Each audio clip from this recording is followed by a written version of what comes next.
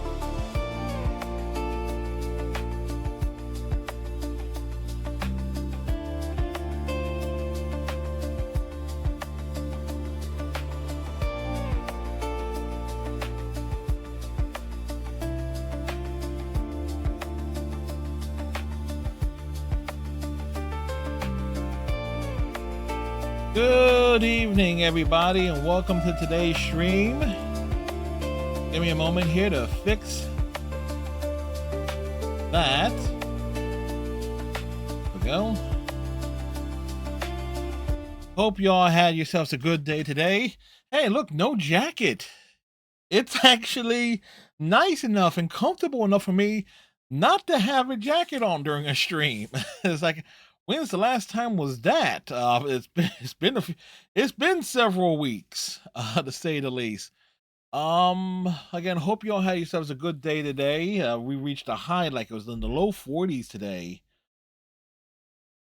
and it's 37 degrees right now here in South Jersey. We're expecting a bit of a temperature drop off heading into the weekend, but it should not be nearly as drastic as it was, say, the last few weeks. Which is good. I got me some writing done. I got some writing done today. Got a Resident Evil outbreak fic done. First of a 4-part series, but I'm spacing that project out with other writing projects. Went looking up some stuff went trying to recover some stuff my dad worked on back in the 90s regarding the family trees and stuff. Um, my dad created a website called dvrbs.com. That's D as in Delta, B as in Victor, R as in Robert, B as in boy, S as in Sam.com. Which was a lot of the history of our local hometown, what he had there, but also on that same site was a lot of the family tree, family historical stuff. Now he was able, based on his side of the family, he was able to at least get 3 of the 4 family trees created regarding uh his father's like origins of the basically from the great great grandfather, from the great grandfather, great grandmother's side of my grandfather's side of the family done, and only one branch of his mother, my grandmother's side of the family done. And so I ended up asking, it's like, okay, we're missing a branch here of it. So, but roughly, long story about that short, it led to a few things here. That while my grandfather's side of the family was from Belarus and Vitebsk in Russia, my grandmother's side is more from what would be modern day Ukraine, Lithuania, somewhere there's about.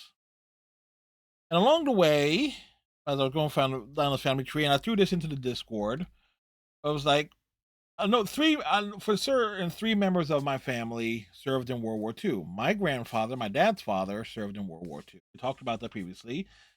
Also, 2 cousins. Cousin Sydney was a private, uh, fall, and I use that term loosely. He was actually one of the first killed during the Battle of St. Cloud in North Africa.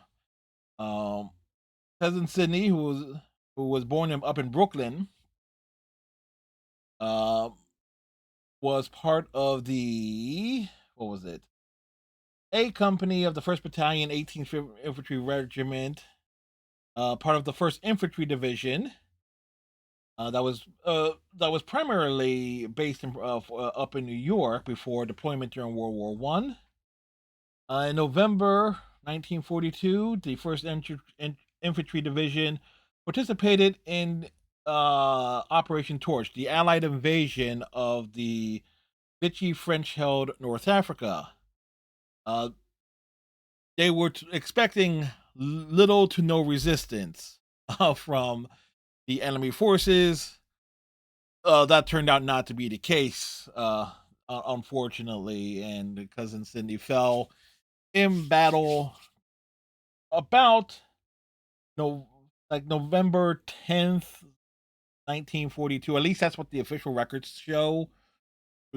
But there is no. This is there's an assumption that maybe he was on day 1, November 8th, but it's not really shown. Not really tell. The second cousin, this should be the third member of the family, which was also another cousin. was a tech sergeant, was a technician rank 4, or the equivalent of what would be a sergeant. Technicians in World War II were essentially uh, enlisted men who were trained primarily to do a particular job, not necessarily fighting combat. So this was Shepherd. Their name was Shepherd. So yes, a member of my family, actually two members of my family were named Shepherd. One served in World War II and it was nicknamed Sheppy.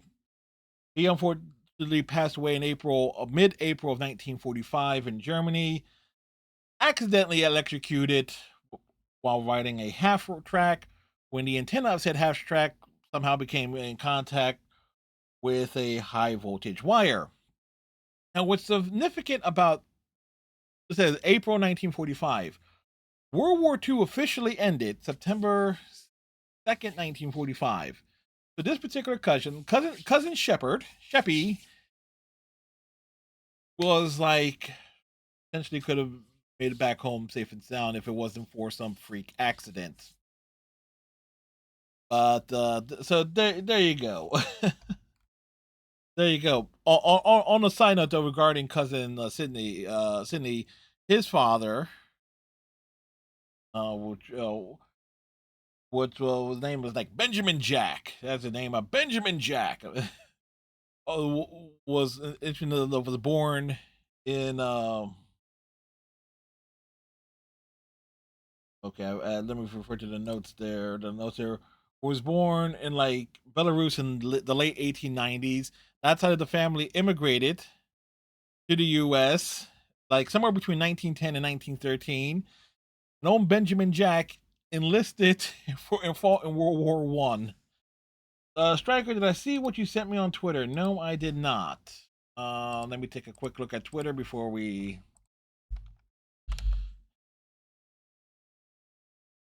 Striker, sometimes I don't always. The San Diego Padres are nearing an agreement with the Washington Nationals and the Philadelphia Phillies to acquire infielder C.J. Abrams and outfielder Nick Castellanos. Painter and Fountain heading to Washington. Yuki Matsui to Philadelphia in the deal. Oh, hell, there you go. Well, that solves a number of problems for all three teams. Now, don't it? So, and also, I did also speak with my dad before the start of the stream and trying to get a number of other details, things primarily regarding the family tree fiasco. Trying to figure it out, like, okay, where things were from, and somehow keeping him on track proved to be a little bit difficult. But there you go. Iceman, I am jumping into PowerWash Simulator now. I do apologize, sir, for the intro. But, it's not often I get a lot of stuff to say during, like an intro beyond just the usual opening splurs.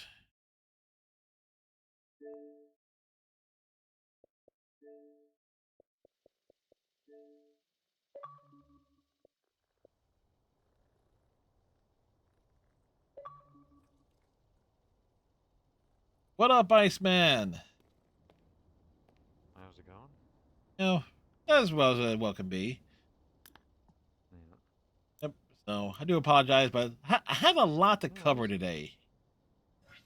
I'm used to it. We don't usually get in until around now, so just waiting.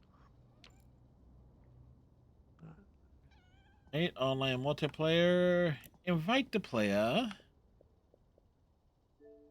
Invite Iceman. Where is Heatman? Uh, that's something. Yeah, we don't get that for a couple more months. Yes. July and August, and then it gets cold again. It was weirdly warm in September this year. I was not upset with it by any means. Well, it was like the Blue Jays were on a hot streak. Mm-hmm. Like they were keeping everything warm, and then Game 7 happened, and then everything got cold. Pretty much, yeah. But that was also in November. Yes, so I was like, but let's. I went camping in the middle of September, and every day it was like I'll try to be American here. It's about 75 degrees every day. It's pretty good for being outdoors. Mm-hmm. I was like, damn, this is great. This is great. Why can't we get this weather all the time? Oh, wait, that's right. We are north.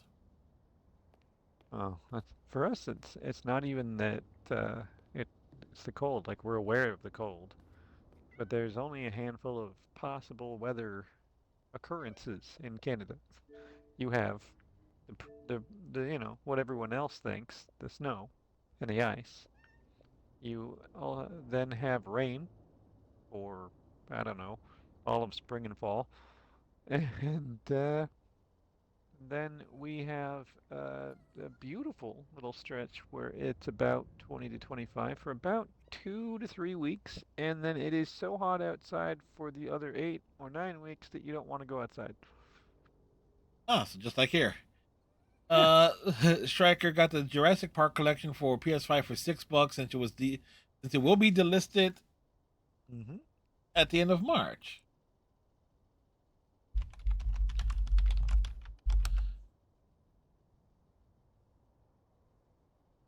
Really? So let me just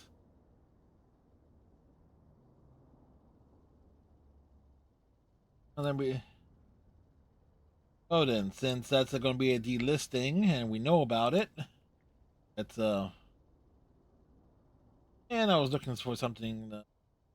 I have the what you talk about the gift card points saved up anyway. Hmm. Yeah, why not? Yep, it'll be a night of messing around with Jurassic Park games at some point.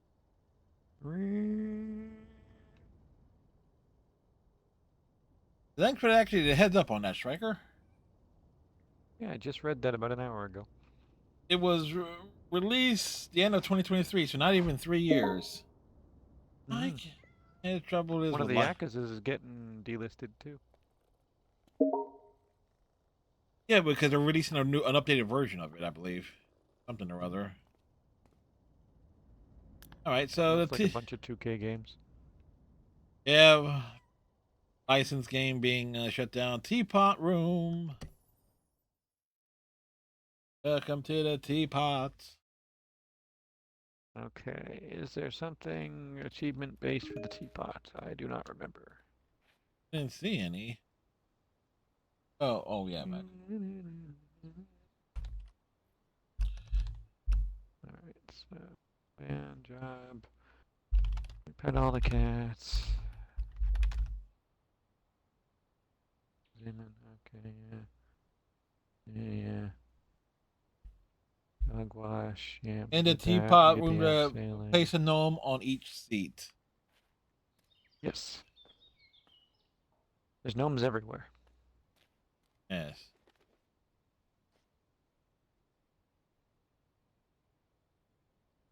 There's one over here.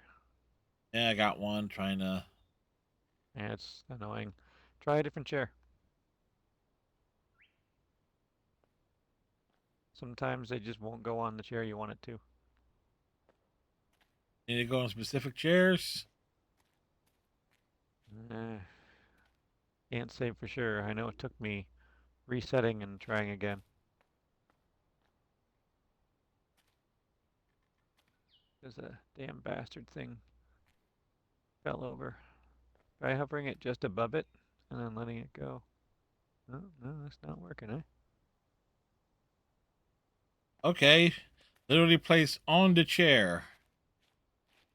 Oh, hello, useless. I mean, Ulysses. Weak. Bubbles.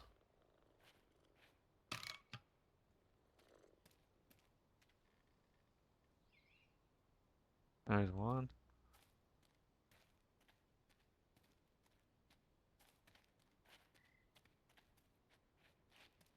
Well, the Blue Jays didn't have as good a news. So, Yeah, Feliz is like on a way to move Castellanos after reportedly telling him not to show up.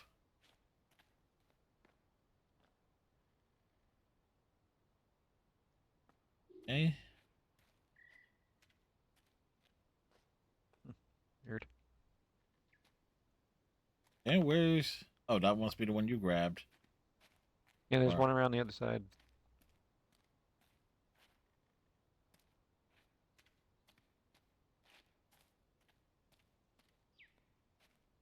Weird. It keeps shows that I should be able to drop it. Won't let me. Alright. eh, Yeah, basically, Don, what you said is like pick them up and drop them. Where is this fifth one? I think one of them's on the house. I could be wrong. Won't let me drop it.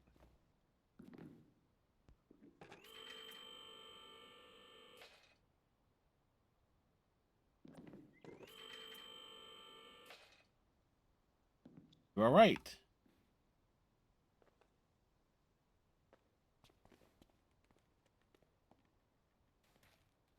It won't even let me put it down.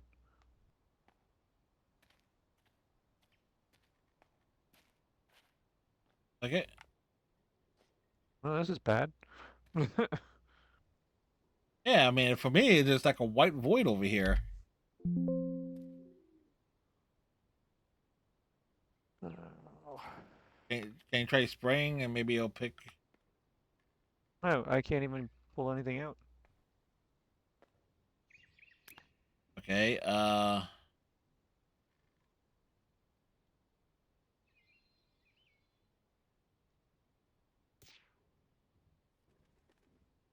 It's off to a good start. All right. Hold up. Okay. How do we go back to the? How do we go back to the main? Oh, okay. There we go. Yeah, it's not even giving me the option to place it anymore. Oh, bad. All right. Jump back into it. Maybe things will be left where they were supposed to be. Nope, it didn't even. Okay, I'll. Have I played Dragon Quest 1 and 2 Striker? No, I have not. Oh, I'm gone. It kicked me out.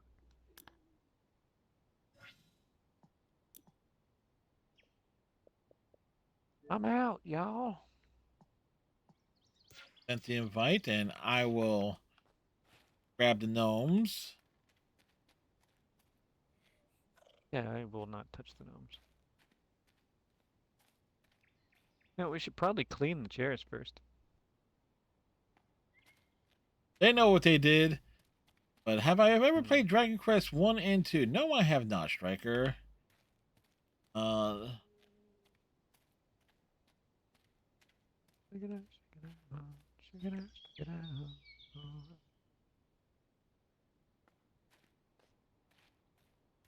it,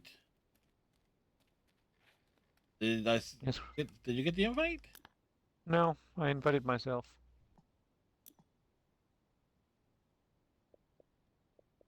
Oh, game crashed again. Ah, Hmm. send the invite. Yes.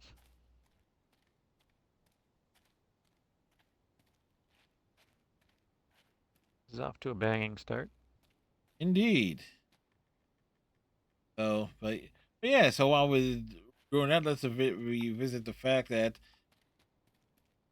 had two family members, both named Shepherd. Shepard. Crashed again. Cool. Hmm. Alright. Hang on this time.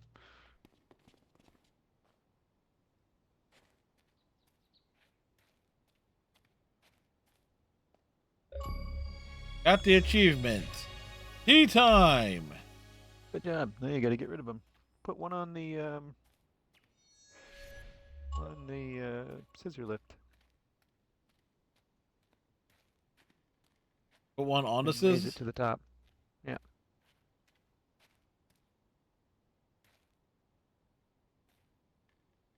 Okay, so how the heck? What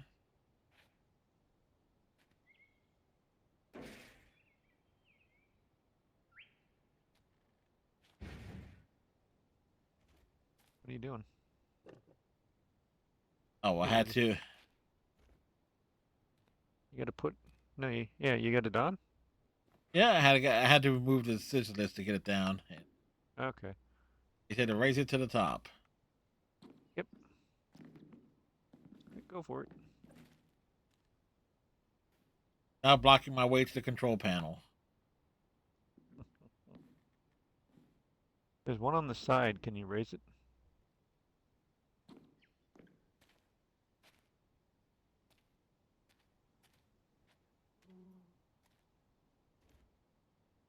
Or does it only lower it? Lower. Nah. Okay, you'll have to move the gnome then. Further away from the control panel. Raising it.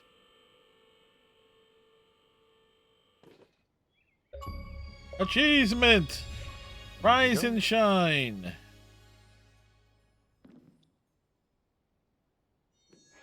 Another And two on the gnome, board. gnome, now you fall. And the game crashed again. Alright. Let's reset the Xbox. I'll be back, apparently. Oh, and I will get the... Oh, wait. There was something I wanted to check here. Where is it? This is... Autosave, micers, crossplay, gameplay, controls, modern, classic.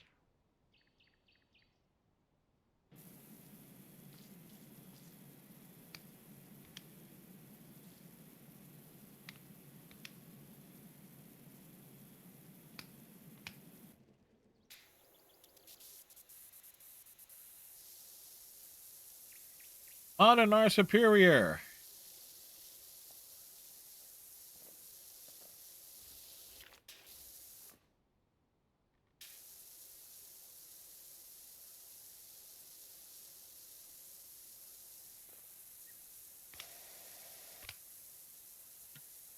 Go.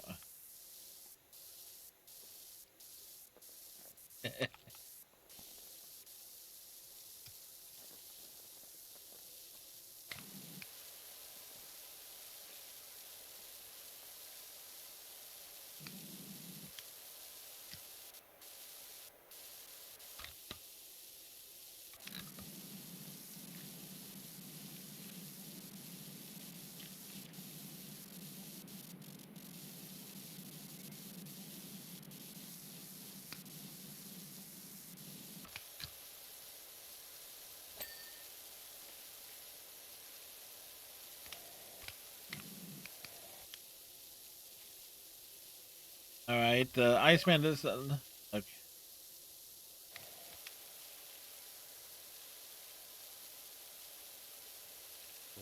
Yep, you're back in the chat. Alright, let's try an invite again. Maybe it's because As you're already in the mission it keeps kicking me? I don't know.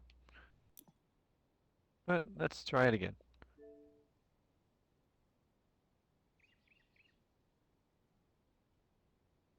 okay, worst case scenario, I'll also give you the room code. Oh.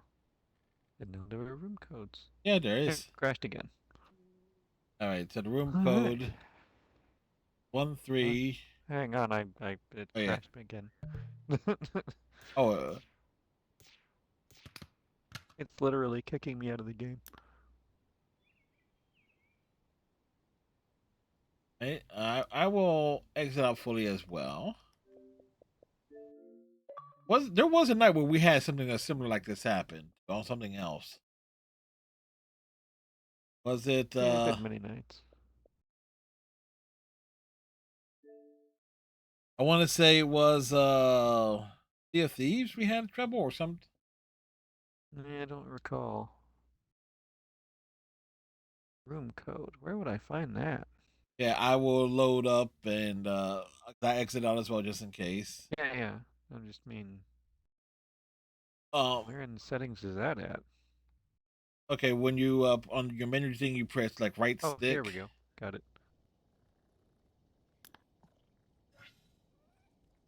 Single online multiplayer. So the room code will be 135 8249.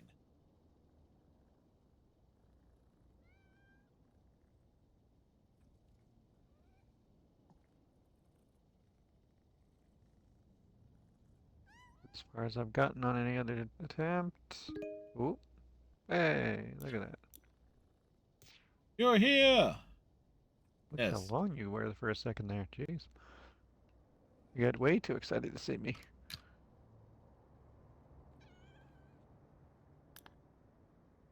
I Continue had to. the whoop. Yep, I had continuing. the funniest Division 2 moment last night. You know when the convoys, you see them in the street and they've got, oh, game crashed again. Cool. Hmm. Wow. All right. Yeah.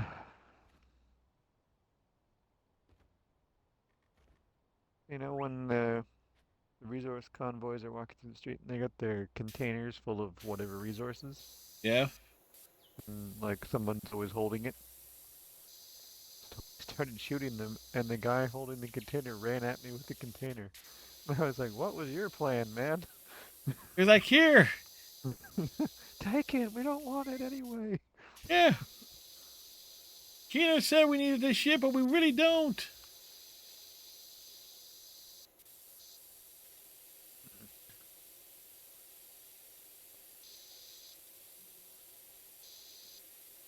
All right, let me know when you.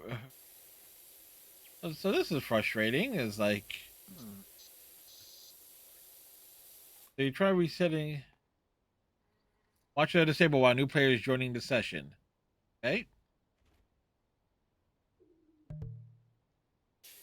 I can't see what's happening anymore.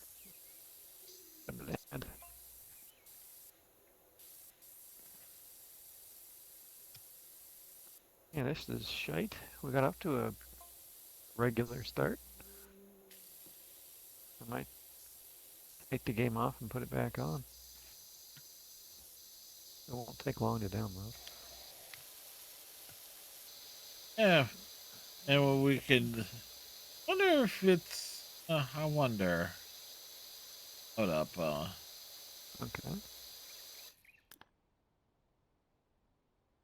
Wonder. I put it on one set of controls for at least myself. I'll switch it back to the Well, it modder was control. working before you did that. I crashed before you did that.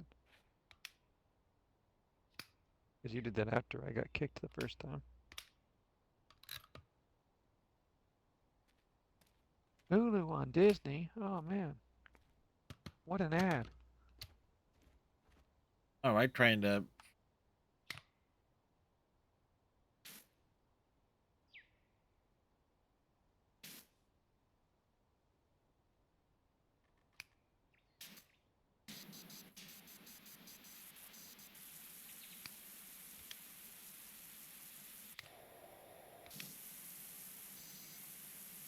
Alright, well, let's try again then.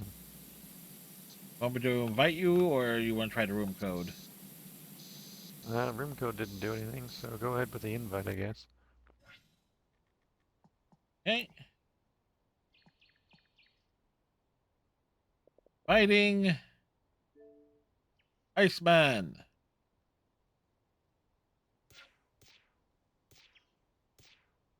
Every time it gives me the crossplay thing is when I lose it.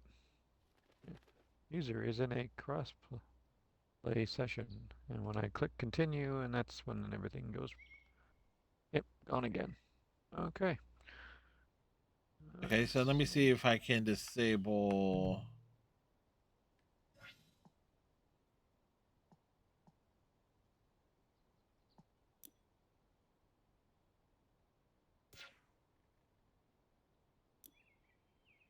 Let's see. Crossplay server crossplay off.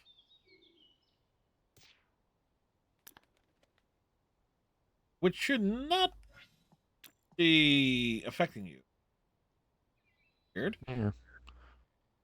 I'm also noticing that normally when we talk, I get like Fred Kasdan Iceman7667 in the corner when each of us speaks. There's nothing in my corner right now.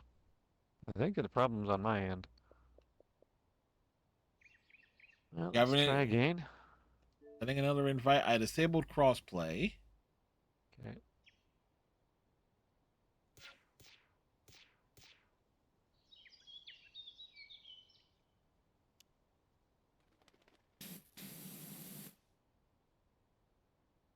Yep. Okay.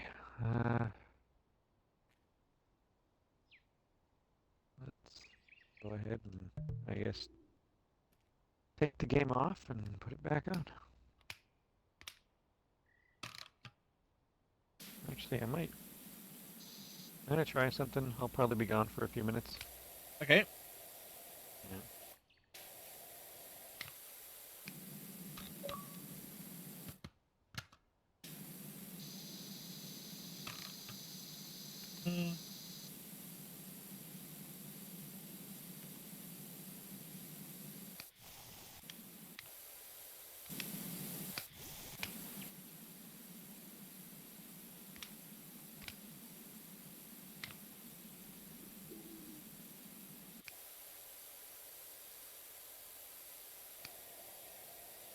There we go. I did not champion modern games, Frosty, you liar. Oh, wait. Let's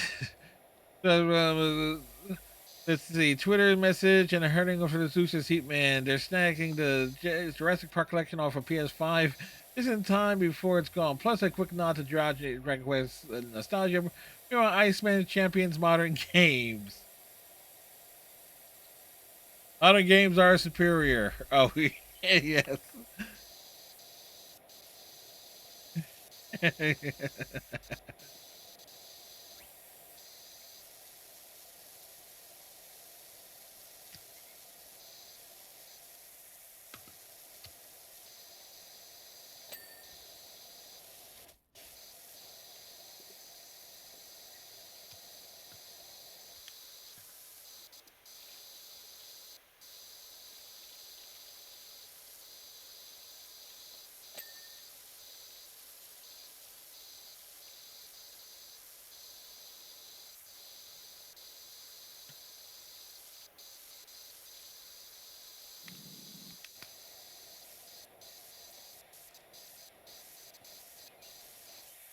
You're doing a full shutdown? Okay.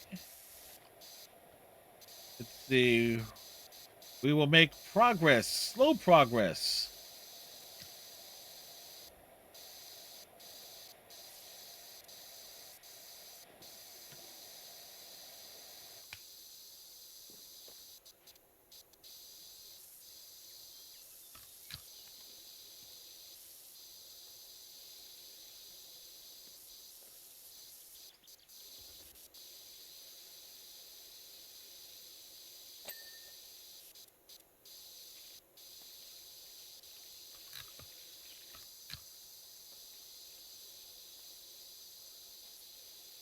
We go round and round and round and round.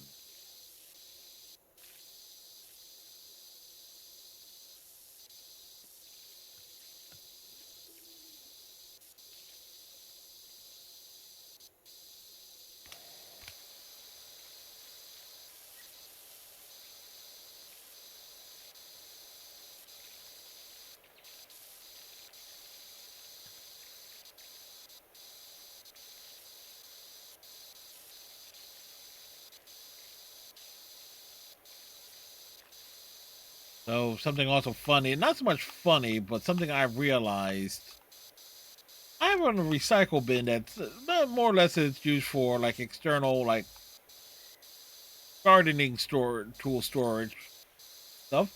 Somebody tried to be sticking. I think it was my neighbors trying to put some like trash inside of it, not realizing I had stuff in there. Now I got like wine bottles that's partially buried in the snow. Like, you gotta be kidding me. So I'm gonna be getting rid of that little recycle bin from in front of my house.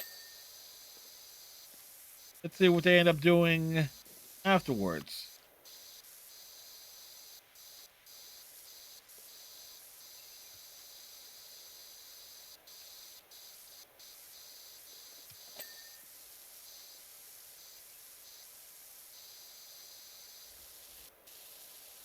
No, it wasn't you. More like I have a strong idea of who it was too.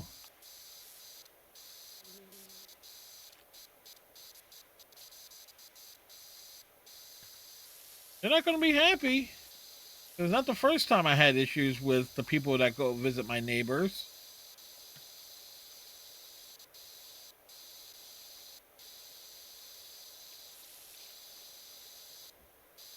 He's an older gentleman.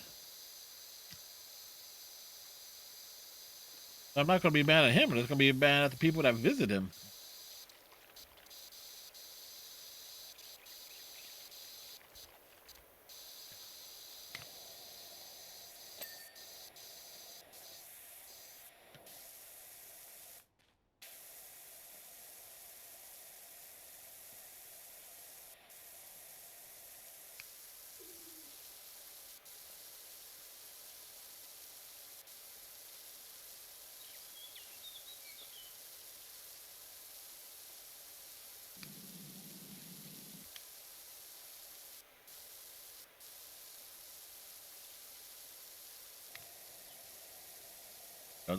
Try to figure out the right concentration on the stream as we go forward and back and forward.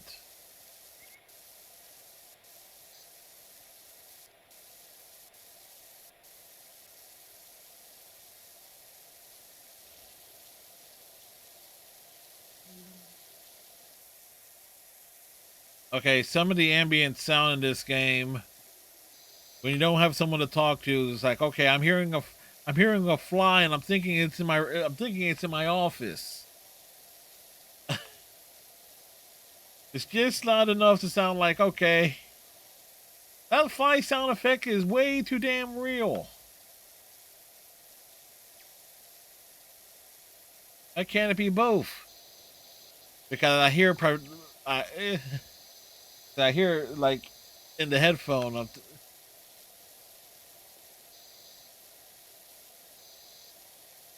Not to mention, whenever I see a fly, I do like a full-on spray around my entire office with a big ass cane of Raid.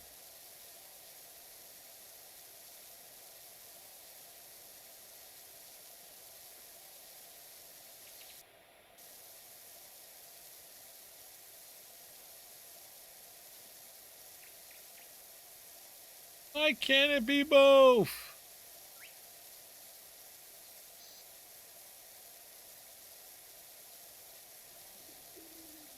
Anyways, next week, we wait for Iceman's hopeful return.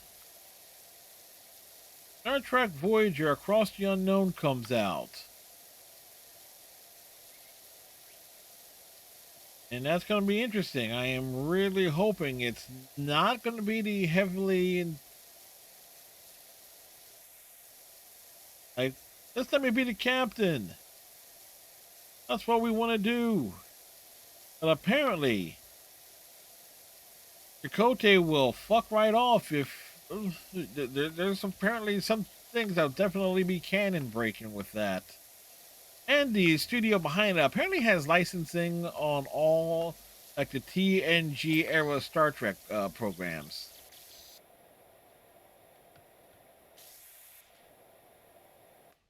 Which is, like, so if this Voyager game does well, maybe they'll do something with DS9 and what.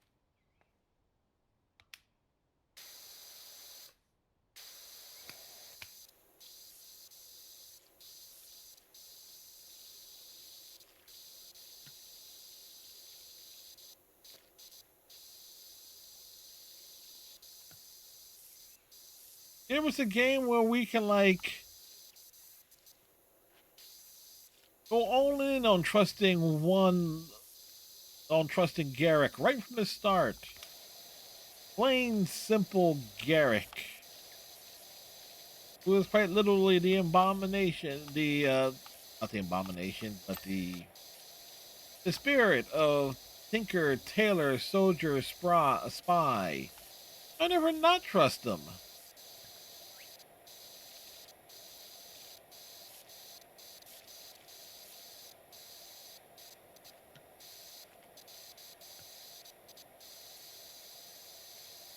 Seriously, do a rewatch of DS9 and just look at the strong difference between Garrick's first appearance, season 1, versus his second appearance in season 2. You would almost swear they were just two different characters, with just with the body language and tone in the voice.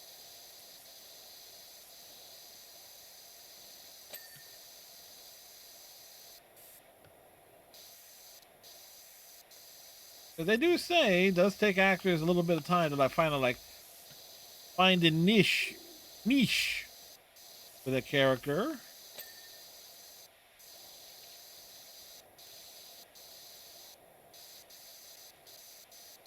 On a side note, my father discovered the Galaxy of Games GOG.com. This is like, and he admits, says, oh, there's some first person shooters that I think I want to check out, but I don't have the reflexes anymore. It's like, okay. Granted, the first person shooters that he played was Doom, Wolfenstein 3D to some extent, and to an even lesser extent, Duke Nukem 3D.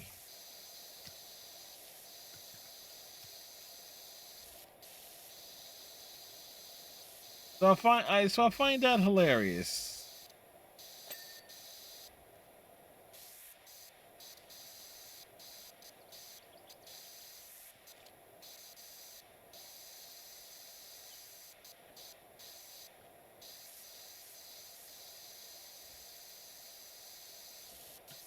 Yep.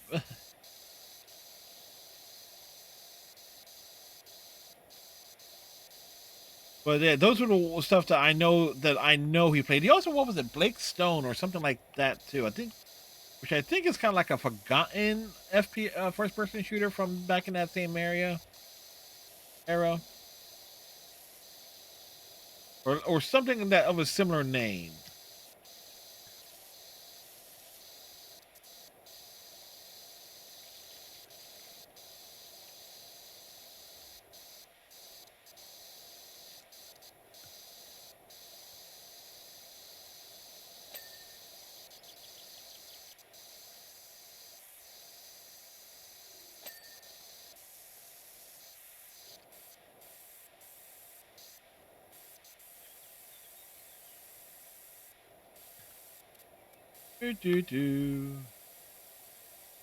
But we also have this week our playthrough of Stray Gods. Our third console playthrough. I thought I did one last year, and I was kind of shocked when I looked at the save file. I'm like, nope, we did it twice in 2024. It's like, yeah, no wonder I thought we did it twice in 2025, because the second playthrough was so late in 2024. Like it, I think it was like we needed something before I started India. That's why we did it twice in 2024, because Indiana Jones and the Great Circle came out in like early December. And that was like the only thing I had. I was like, okay, that would have allowed me to play that like day one without. It was funny how when you when I think back to it,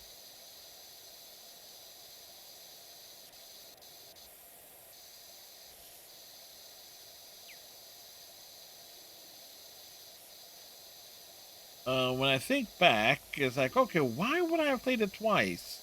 It was late November. What was happening in early December that made me say, oh, right, Indy.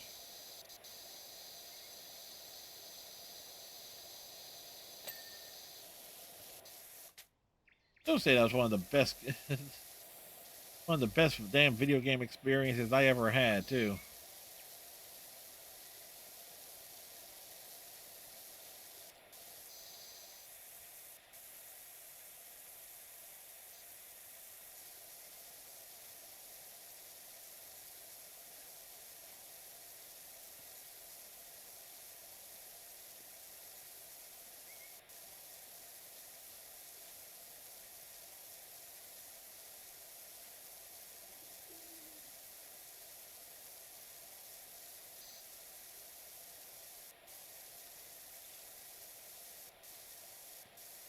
Do, do, do, do, do.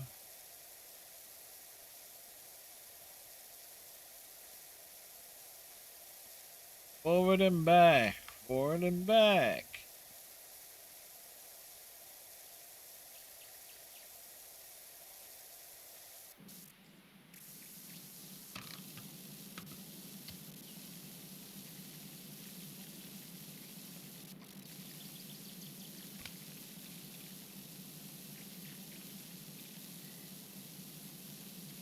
So let me just use this tool. Seems somewhat practical here. Iceman has joined the party.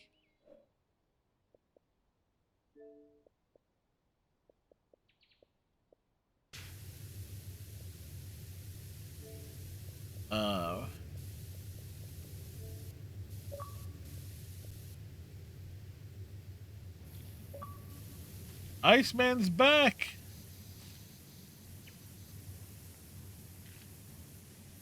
He has successfully returned it. Yes. It was not turning all the way off.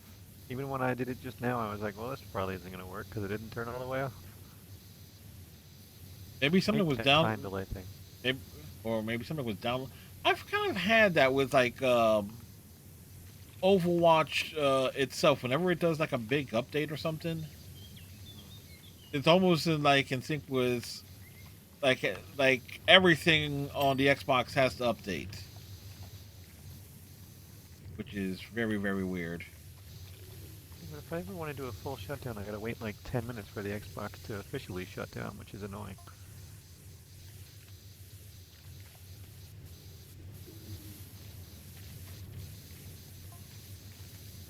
Now we're gonna make some progress. Yeah, I made some progress. Very slow progress with the chairs, the tables, And the ladders. And the bears. Yep. But so again, it's like as I said, it's like yeah, I found it hilarious that my dad just says like yeah, I discovered like GOG Gunk and has these games that I played back in the '90s. It's like, oh really? I just found that a bit surreal because he wasn't that big of a gamer. He was mostly on the PC side, so it's like okay, cool. Well, nostalgia, right? Yeah, I'm just thinking at the very least I want to almost say take credit for this. It's like okay, I play, and I know he sees some of the clips and stuff I post on one of the social media stuff after each stream. I know he's seeing them, so it's like okay, it's probably somewhere along the lines like okay, let me see what some of this stuff is about. Then realize, oh yeah, I remember this stuff. Like okay, Did he watch me fall through the earth repeatedly in Doom? that I don't know, but I no, he probably has never seen those clips because number one, like I just find it funny that his chosen handle is like Big Eddie Goodell. Now, do you know who Eddie Goodell was, and as relates to baseball? I do not know. He was one of those early publicity stunts, or I think with the St. Louis Browns, I believe. It was a midget. It was like literally they had him be a pinch hitter, but because he's so short, he has no natural strike zone. He throws a 4-pitch walk. He is the reason why there's like a minimum height requirement for Major League Baseball. Alejandro Kirk just barely clears it. It's like 5'7", but he's like 240. And I know the Phillies had an outfielder shorter than that years back, Ricky Otero, got him from the Mets. Like one would think he would naturally be able to get on base a little bit more than he did. Just by accident. Yeah. Nope. I didn't draw walks. He was pretty decent defensively. Light bat, so he's like basically plate discipline was his problem. Huh. Like literally the embodiment of the theory. With your speed, you should be hitting them on the ground and legging them out. And so, a lot of pop-ups. That's what Luis Ariz does, except he can't run.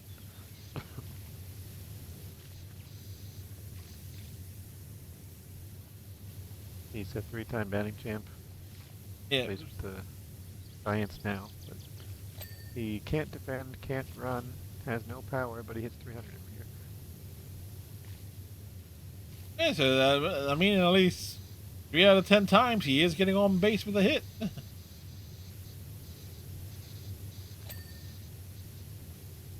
There is that as a positive. We're without Santander and Bowden Francis for the rest of the season pretty much now, and Bassett just signed with the O's, and Bieber is unlikely to start the season on the main roster as he will be on the injured list. Good start. Yep. Well, at the very least, Phillies found a way to get rid of Castellanos, in theory. Well, Well, they said that was their plan. Yeah, this took most of the off season. I wonder why. Yeah, it's not like he was, well, just because he was hitting lower in the lineup than he would have liked, but he was in down low in the lineup, so the Players who actually didn't get hit. yeah, it's like the whole point is like you space out a lineup. Ideally, batters 1 through 4, and 5 through 8. -1 win last year. But in theory, in terms of lineup production, like I mean, I know how it's supposed to be like under like pre-DH theory, lineup theory, which is batters 5 through 8 should in some way embody the same plate discipline of what you expect, almost reverse from batters 1 through 4. So you always would want somebody in that 8 hole to get on base to clear the pitch, be able to get on base and prevent the pitcher from batting. With a DH, it's a whole other conundrum. What the Jays kind of do is the 9-hitter is the guy who is expected to move everyone over so that the lineup can get to the big boys again. Yeah, it's essentially you're number 2, like a number 2 type hitter in the number 9 hole. Yeah. Jimenez does that role for us. And this is where like my struggle, even these years later with the universal DH, I still have like the lineup construction is still, it doesn't quite click with me because I'm so used to old school National League rules. Well, we have the second best leadoff hitter in league history in terms of home runs in George Springer, so that sort of trumps the old theory. Wonder who has the most leadoff home runs this season. I wonder. Oh, like ever? It would be Ricky Henderson. Ricky. Yeah, but it's like George is number 2 for a single season. I don't know. Maybe Schwarber will have something to say about that conversation. Could be. I mean, realistically, I can't imagine George playing any more than another 2 or 3 years. Last year seemed very fluky. Oh, don't worry. If he leaves the Jays, he'll probably sign a 1-year deal somewhere and be on that list. As a matter of fact, I actually saw a list of what people will consider to be some of the worst 1-year contracts ever. Like, I think I just watched that. Oh, baseball's not dead. Maybe. Yeah. Joe Carter was on that list. Pete Rose. Yep. Yeah. I've been watching a lot of those lately. Yeah, it's like that is a fascinating conversation in and of itself. Like, Mulholland, I think, was in there. Yeah, that 1995 season was just weird. The funny thing is, though, despite how Mulholland is, like how bad he was with the Giants, what he would do, he would sign with the Phillies for '96 and have like essentially a rebound year and have a pretty decent back end of his career as a reliever. Yeah, because like '95 I was 10, so not as not as knowledgeable at the time, but when I was really starting to pay attention to who's on every single team, Like you, I remember Mulholland being decent. yeah, as a back end, as a middle to back end left-handed reliever. So it's like,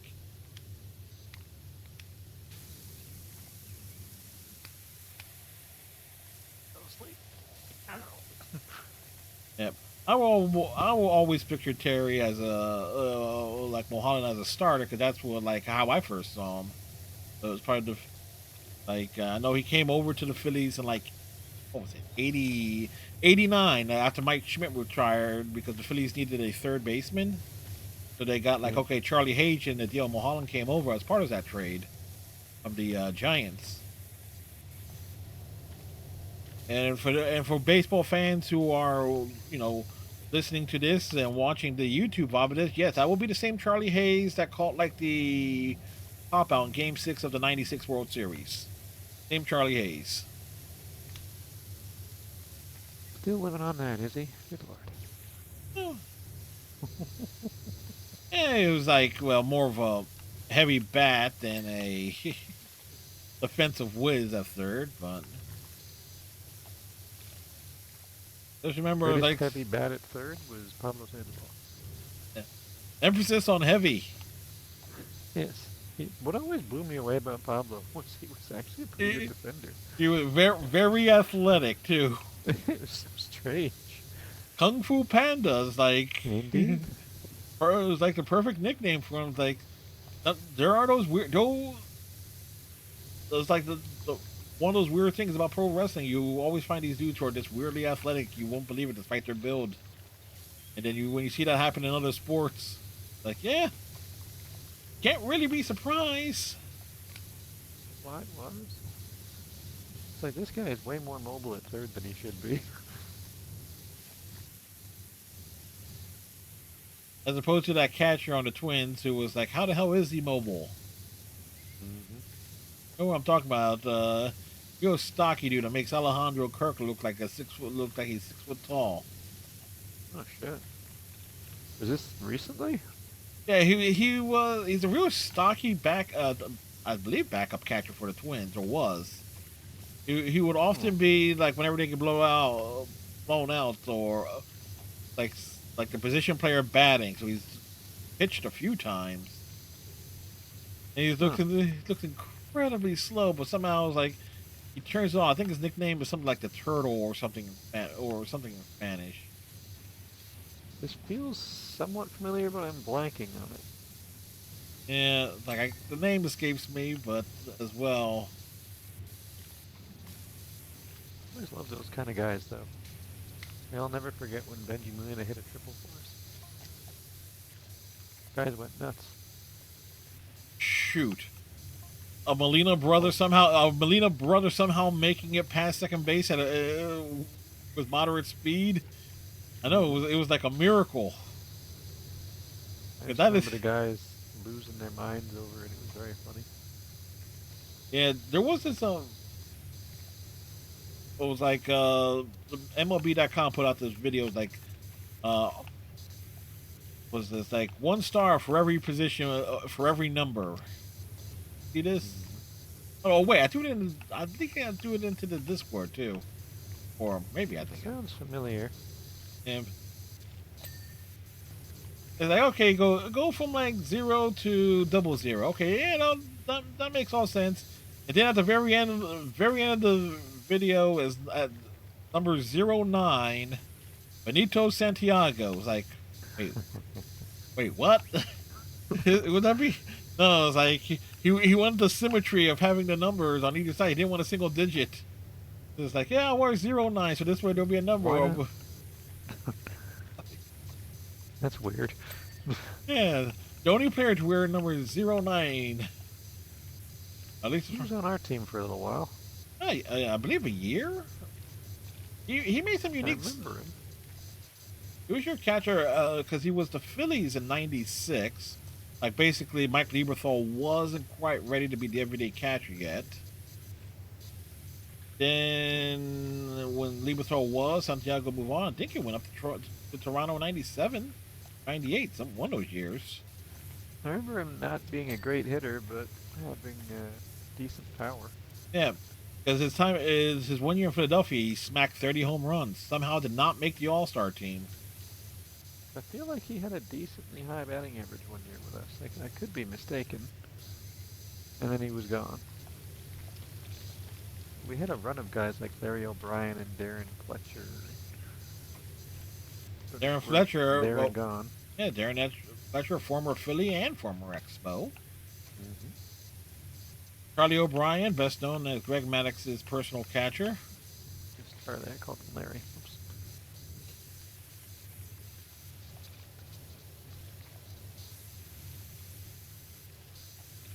Oops. Well, actually, one of the before Eddie Perez. Mm-hmm.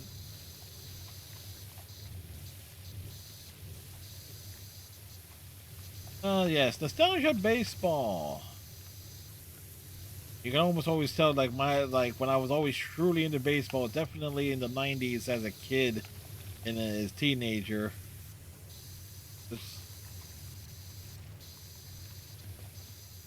Before the era of zero personalities that started rolling in the '90s, assuming the 2000s. Everybody having the same damn corporate haircut. Yeah, I watched it and paid attention to the moves, but I wasn't as into it at that point because I got really into hockey at that stage. You're Canadian. Expect it. Yeah, but it came to me much later in life. I was like 13, 14 when I finally took an interest in hockey. I would say that would be about right for me when I started paying attention fully. Granted, it's like You're American though. yeah, of course. Well, that would be the weird thing is we had a local local cable channel that was called Prism, and it would basically show like Flyers, Sixers, and Phillies baseball games before some weird combination of thing that with being rebranded as something else, and then a real odd combination of things happened with that local cable station. So I was like, I always have like that from it was like that passing familiarity with it. Like I knew in the first grade, like I knew who Eric Lindros was. I knew who Charles Barkley and them was before I really had a concept of like what was hockey and what was basketball. Mm-hmm. Baseball was easier to kind of get in it because I was like, okay, that was you would watch baseball in the summertime on TV. Mm-hmm. Also, there were a lot more daytime games too. Yes, certainly were. For me, it was a channel called Headline Sports launched when I was 12 or 13. And it literally all it would do is show the highlights and the box scores all day long, with an occasional comment from someone talking about an injury or a trade.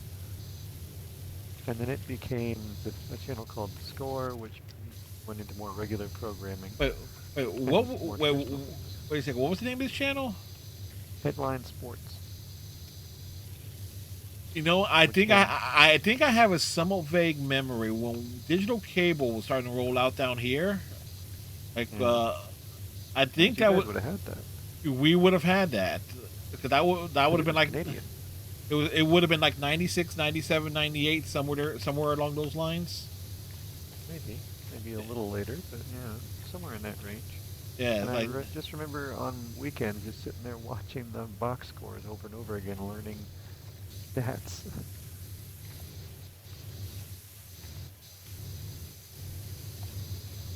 Yeah, I think it was like Headline Sports. It was something down here in conjunction with I think it was like CNN Headline Sports or something down here. So it would have maybe they kind of got the license or something.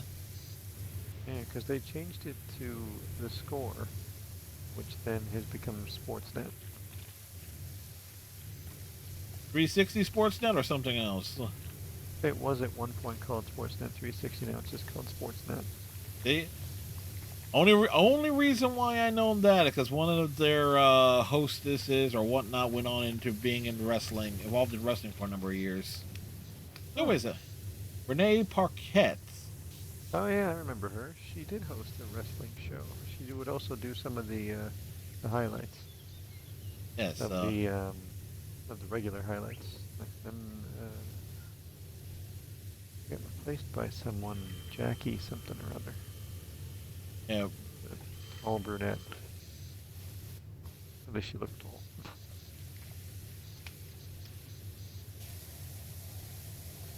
It's amazing the connections here. Is like, yeah, it's like I know a little bit about Sportsnet. Very little, but I know something. Don't worry. Most of the people that own it know very little about it. This let me tell you a little something about a little network that we had down here called Tech TV and the unfortunate history involved with that. And why an entire generation of gamers hate a show called Cops. Wait, Cops? Like the cartoon? No, the Bad Boys. What you going? Oh yeah, that Cops. that was on here on Fox every week. Yeah. So Tech TV, which was basically down here, like a little cable station that essentially was like all things geeky, all things tech, like computers, game review, video game reviews, stuff like that nature. Over the course of its history, the video game review channel, which would eventually be known as XPlay, and essentially they set the tone for every damn video game review show that you will see on YouTube for the past 20 some odd years. I miss GTV. G4, Good shit. G4, Or G4, yeah, G4. this is exactly what I'm talking about, and like that, like when Tech TV merged with G4, that was basically the downfall of both networks. And they tried to bring it back, but it was never going to be a thing. Not at that point, like it had been forgotten about. Tech TV in and of itself, if like a network that combined what Tech TV itself was, with regular call-in shows and stuff like that for actual tech support and things like that, that could possibly thrive as a network. Well, or at the very least, as a Twitch channel, so forth. In fact, stuff like that. I'm surprised that it went away and then failed on its return, but I think it had just been too long and not well advertised. And and Adam Sessler being involved with it with the revival didn't help.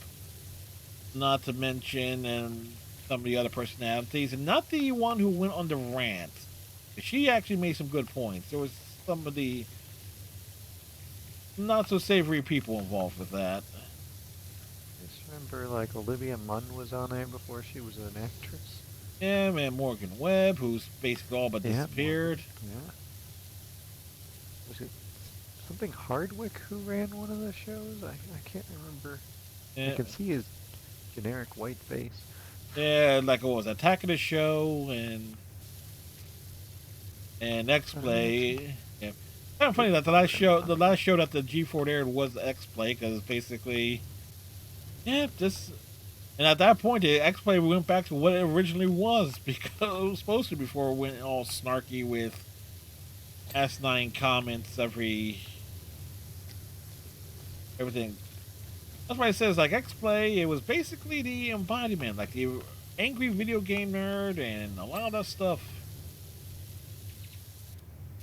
It was just basically people copying that show. Yeah, I missed those. Those were fun. Yes, folks, we got nostalgia here, not just spraying down a giant teapot. Like I said, when I was a kid, the thing that we had was Video and Arcade Top 10. And this guy named Nicholas Pickles would have kids try out new games, and they would show off game, like Actual gameplay. and gameplay, so that you could see what the game was like before you asked mom and dad to go spend whatever money on it. I think he does like a radio station in Buffalo now. Yeah. Listen, everybody ends up doing a radio station in Buffalo at some point. Yeah, it's where careers go to die. Just ask Josh Allen. Yeah. I did see this one thing. It was like find out real funny is like Dan McDonald, the first quarterback from his class to win a Super Bowl. Yeah. Wait, you know what? Way things are going, he might be the only one from that class to win a Super Bowl. It's actually a pretty good QB class too. In terms of actual performance, you've got Lamar Jackson, Josh Allen, Baker Mayfield's even been pretty solid overall. Once he got away from Cleveland. See, once Mayfield got away from Cleveland and Darnold got away from the Jets, their careers went swimmingly. Yeah, well, it's like they Get the stink off you. yeah, it takes time. It takes time. Dang on yep.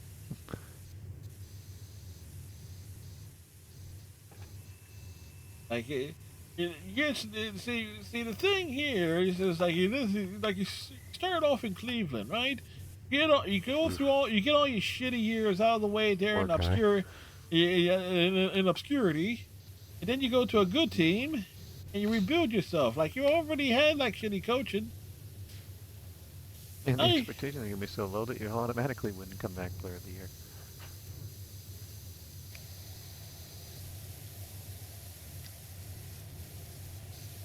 Well, the game ended how I wanted it to, and it was defensive, and people didn't like that, and I don't care because I like defense.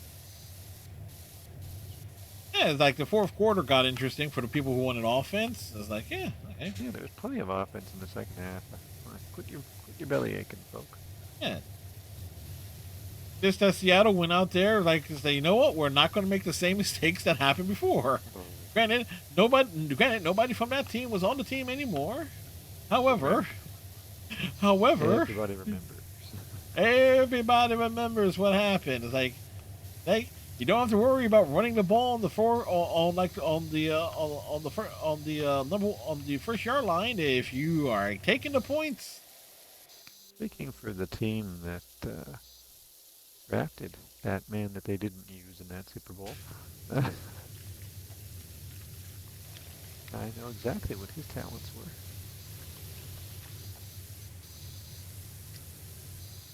It's actually what I quite liked about him, because I liked bruising running backs.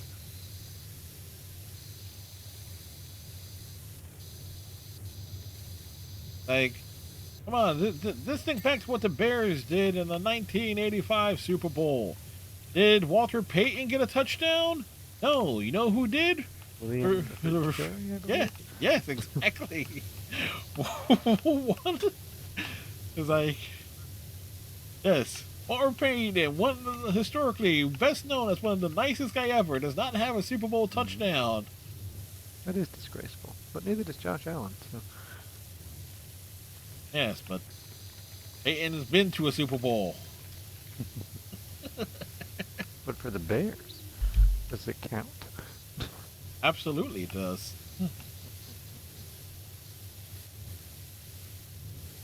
He was amazing.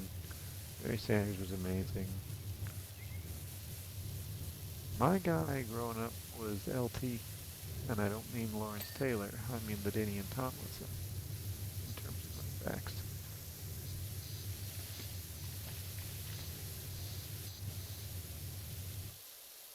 For me, it's like again players and everything, and always have like that. So okay, being stuck in Philadelphia Eagles country, meant that's like, okay, what players are always being talked about? And it's, predominantly the quarterbacks. So it's like, yeah, Hmm. I will Wasn't admit much that, to talk about when you were a kid. and I will admit this: I had, for those who remember the starting leading lineup action figures. I use action Ooh. Loosely? very, very loosely there, but basically these were like pose figures, figures you can just straight up pose them and it's like and everything. And I had one of Randall Cunningham, Oh, cool. Actually, Randall was good. I remember him with the... When I Vikings. started watching... Yes, he was on the Vikings. That first year that I fully watched everything, like, the Bills and Titans were wild card teams at 13-3 and 11-5. I was like, what the hell? There were some crazy records that year, including Jacksonville was like 15-1. Yeah. Just remember Randall in his he had some good years in Minnesota, but he was putting up like he was doing if he had and this yeah because we had some shitty coaching in the for most of Cunningham's run down here. We'll just there's a guy I Yeah. forget the I forget the name of the coach. It was like the early '90s and it was just Well, you also got to remember that he went to a team that featured Chris Carter and Randy Moss. yeah that was part of why he kind of left. It's like we had Eagles had Reggie White. Mm-hmm. Just remember Yeah, that. so did Reggie. I know, but we had Reggie White, the Eagles coaching staff and GM and everything else, but primarily the coaching staff. Hissed him off so bad that he went to Green Bay. I do remember that.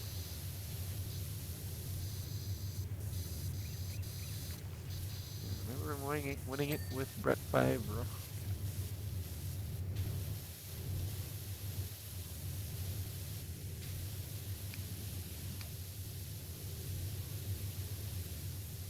Da, da, da, da, da, da, da. Spray it down with a gentle rinse. Yeah. My We're case, almost there. my case is balancing myself here. Yeah, just to make your thing a little longer. There's a curve, that's why. That made it even worse. Yeah. No, I'm standing on a curve here. It's like you can't really Mm-hmm. can't really do anything about that without falling off. It was really hard for me to see the dirt on. Yeah, thank goodness this game has like the just get the majority of it. Yeah. You get like 90% of it will give you credit. I am squinting. You'll put my glasses on. Good lord.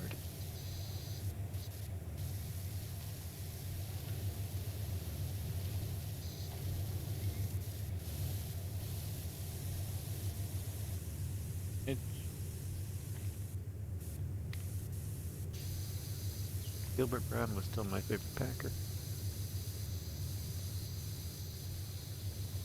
In that era, I should say. but always remembered one of the greatest things that ever came out of 90s sports. The random ass Barkley versus Godzilla commercials. Early 1990s. There was a trailer for the damn commercial. That's pretty weird. I'll give you that. Yeah.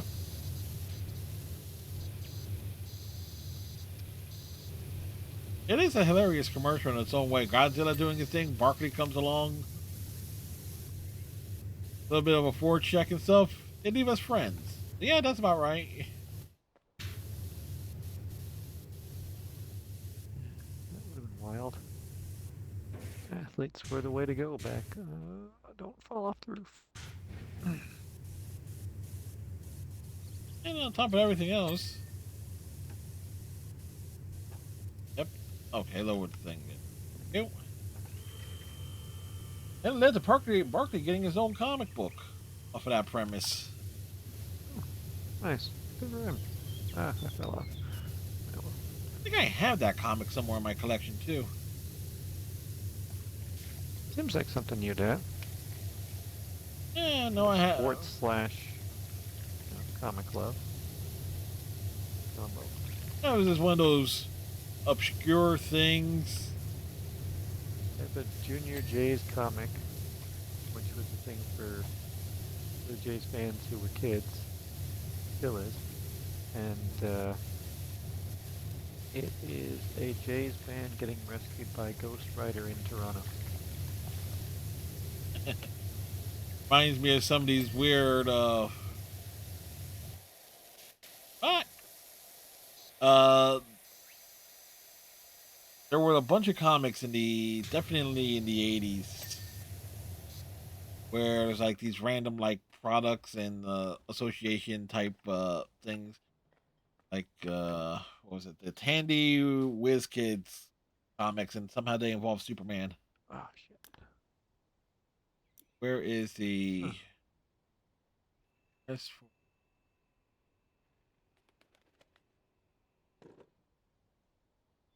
uh what are you missing? Oh, upper windows or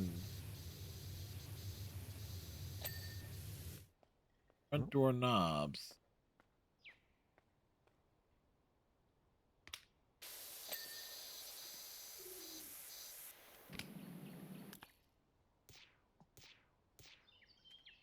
Upper window.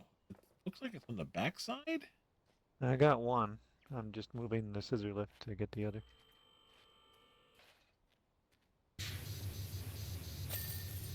There you go. Hey! Yay.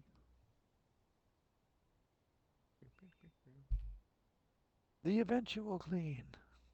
Yes, it eventually got cleaned. Nice Man was eventually able to be able to be in the game for more than like 5 seconds at a time. Yeah, that was strange. Hey, back to the home base because I want to see the Teapot. yes. Oh, to put the teapot on the bottom shelf. Yep.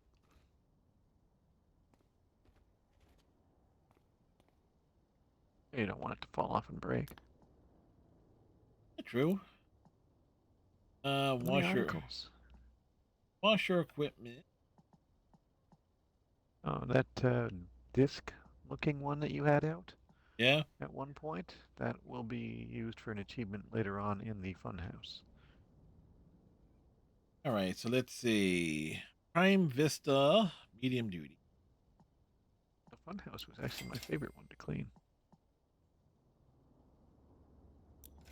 This it's a medium. Well, like my equipment is getting better.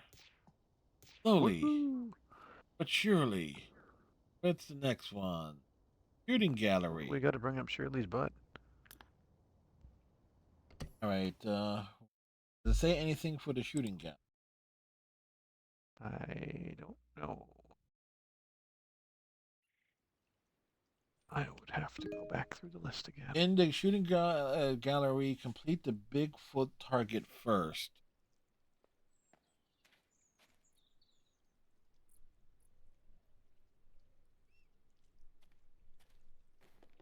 Okay. Oh, it's up on the.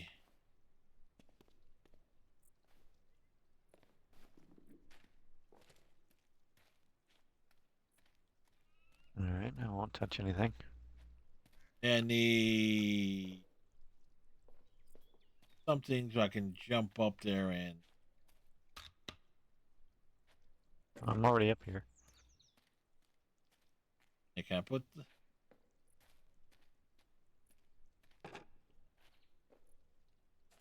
It's Hey, you can just jump your way up. That's how I got here.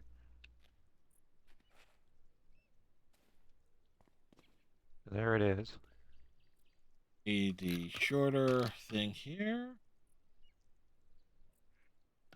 Otherwise, you can climb on this airplane.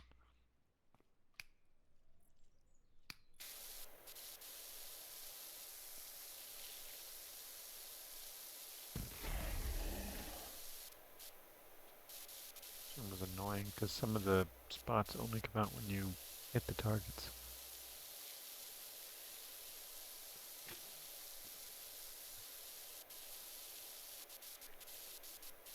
That's someone on the legs at the front.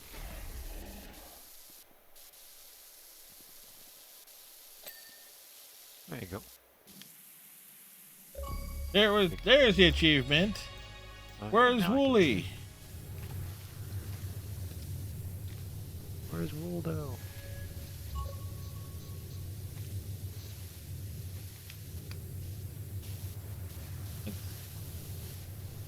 And if you notice, every single one of these are the things we cleaned in the first game.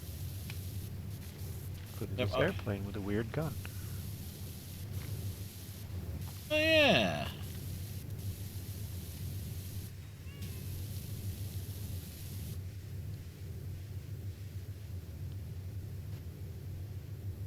This one was tedious.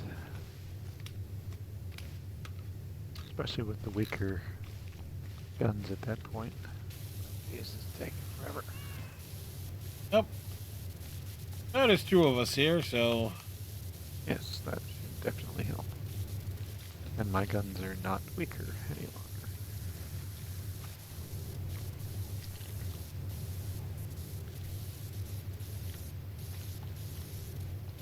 And you're probably blasting these things from the front anyway, so it's like... Yep. Yeah, we're getting all the different sides.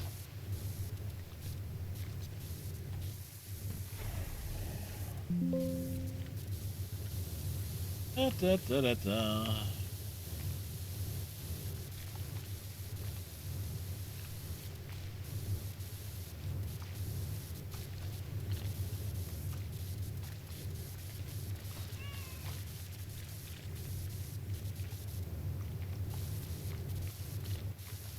Spray it down! Yes. And so a gentle rinse from...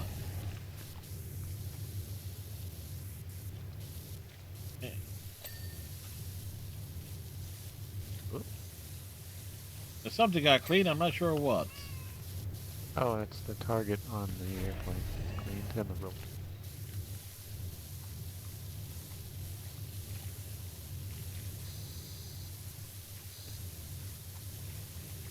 Up and down it goes. I saw lots of that today. Apparently the gorilla is figuring out how to breed at the zoo. Had a couple moments while I was in there. Like, well, the gorilla's thinking is, well, you know what, these people paid for a show. Yeah, not that show, bro.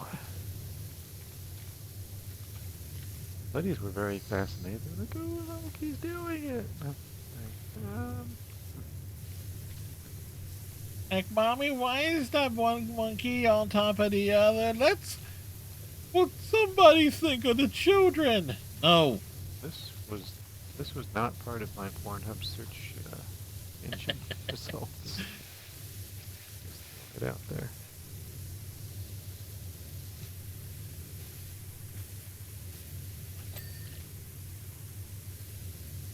Speaking of the laser. The laser?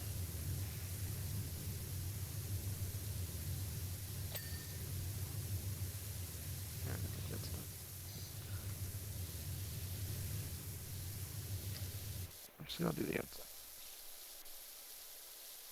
I will do the outside. It's so dark in there, it's almost difficult to see what the heck you're doing until you start cleaning stuff up. And working on that inner back wall since...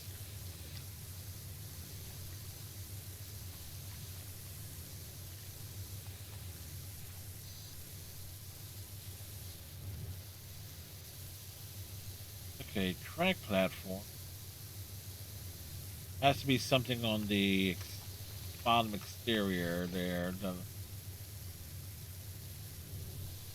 there's Because there's so many moving parts.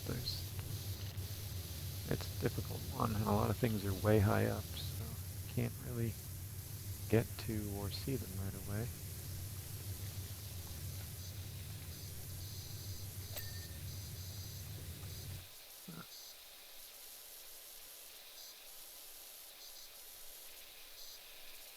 There's the Ferris wheel from the first game.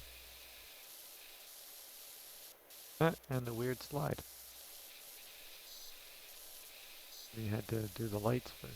Yep, don't remind me. That was many afternoons last year doing that one. Hey, look, it's the Ferris wheel that what's this thing called? A merry-go-round that I told to F off. Yes, like, well, the last thing you did is like, shut off the music, shut it off after you clean it. Yeah. Well, the achievement was for not turning it off. Yeah. And then once we were done, it was like, eat the bags, all of them, like multiple Skittles of dicks, you bastard machine for playing that music the whole time.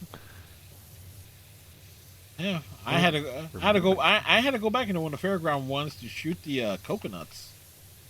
Oh, Realize that. well, that's not so bad. Yeah. One of the ones where you're not so upset about missing out on it because it's like, oh, I can knock that out in like 2 or 3 minutes.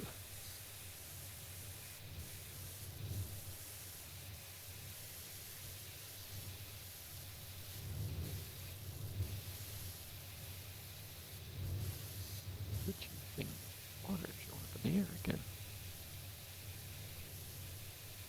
And there was a number of things that was like, look up the lore of the first game, and then like realize, okay, it's like, what's the game theory on this? Oh, the game theory is that that the power washer is the actual villain because he's washing all the water does not break a volcanic ash, and you're shoving it all down into the drainage of the sewage, and that's just going to destroy the city. Wait, did you not pay attention to the lore? Yeah, seriously. Yeah. That's Which not particularly close, folks. I mean, from a scientific fact, they're okay, maybe kind of right, but still. Definitely not what the story suggested. No, the story involved aliens and time travel and Volcanic eruptions that are stopped by the aliens because we helped them. Because we're good. yes, we were heroes. Damn it, heroes! Just for one day.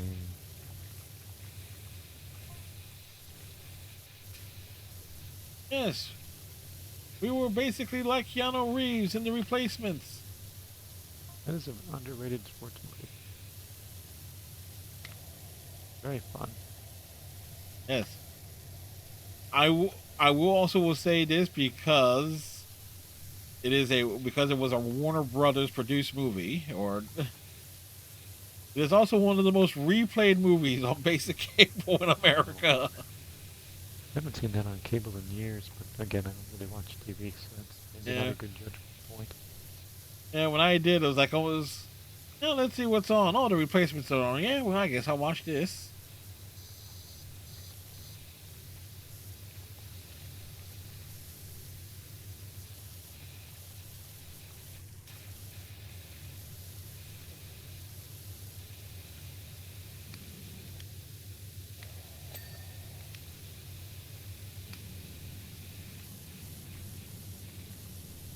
The ironic thing is about that movie, it was based on the actual NFL strike. The NFL wanted nothing to do with it. Hey, thanks for the hydration, Striker. Why? Remember the most recent strike with the refs? Funniest thing I've ever seen.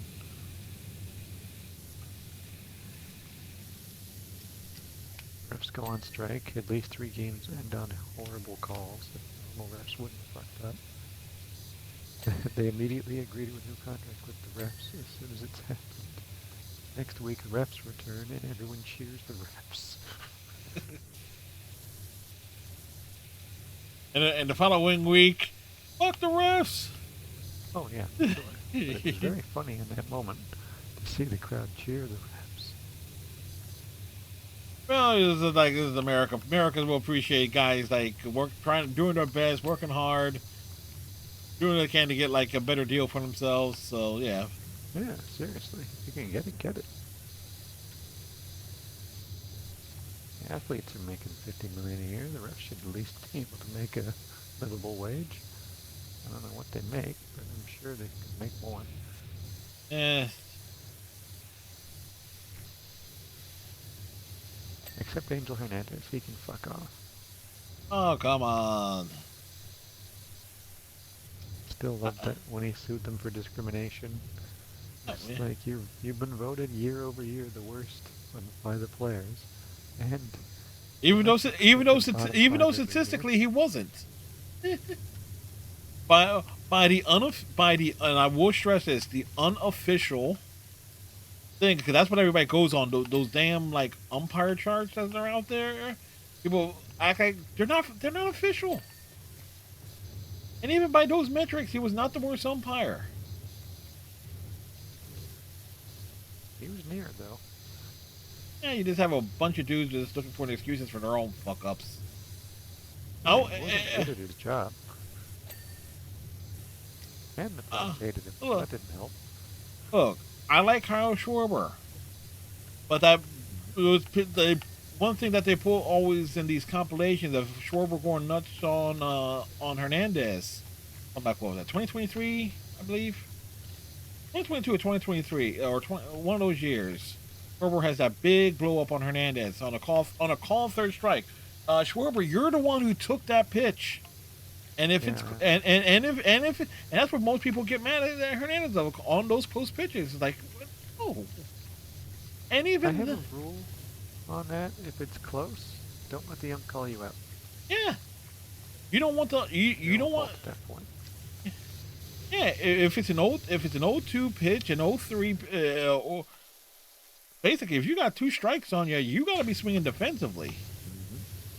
Put the ball. If it's within a few inches of the plate, don't let the ump call you out. Go after it.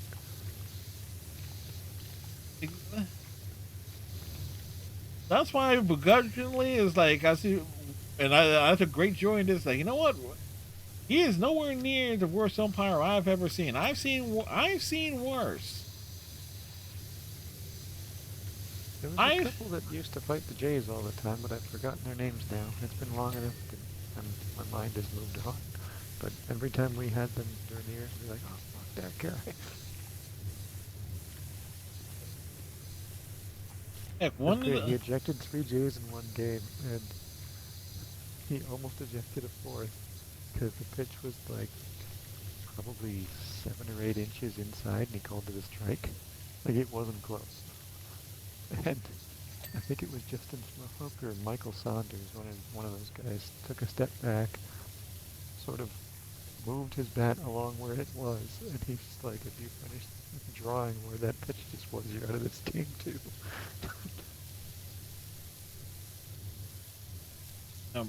Or like or the other one that's like in the most deserved ejections in baseball history. The batting circle incident with Adrian Beltre. Remember this? He was with the Rangers. When you're on deck, he's supposed to be in the batting circle. He is outside the batting circle. He is actually in position where he can where he can see the signs on what's being relayed. Yeah, that's bullshit. And it's like, I love it, but get in the damn circle. You know, he is told to get in the circle. What does he do? He picks up the circle and drags it over to where he's standing. It immediately gets tossed, and the Rangers manager at the time comes and says, "What are you ejecting him for?" Take a wild guess. Oh, we got a raid. Well, it's Kellen All. Thank you, Cal, for the raid coming in from Final Fantasy 14. Cal, hopefully you had a lovely stream tonight. Well, looky here, a real live wire. This music being played engineered and deep in the Final Fantasy 14 rating scene, bouncing between Black Mage and Sage like a cat on a hot tin roof, bud. All about the cat cam life, so you watch him sweat bullets in real time. Just don't even think about backseat gaming. You managed to get 1 day of re-clears done. Wonderful, Cal. Cal, of course, I know, is like, with it being late, if you need to raid and run, hit the old hay. I fully understand. Which is nice, you don't have to do Savage tomorrow, just to do the X farm or something. Oh. Yep, I fully understand, Cal. Thank you very much for the raid. I hope you have a good night's sleep. And for those who came with Cal for the raid, if you're going to be hanging around, I am Fred, a variety streamer. Tonight we're obviously playing PowerWash Simulator. We're also doing Stray Gods, the role-playing musical, Senra Kagura First Renewal, and Saturday night break from the normal routine was Sonic Racing Transform, Sonic Racing Crossroads, and Overwatch, possibly. I'm not too sure on that as part of Saturday night stream, but we'll see. Also, Cal, Jetpack Cat is, yes. Your cat, Smudge, needs a jetpack. I'm insisting on this based on the chaos that Jetpack Cat causes in Overwatch. Yes, Smudge gets a jetpack.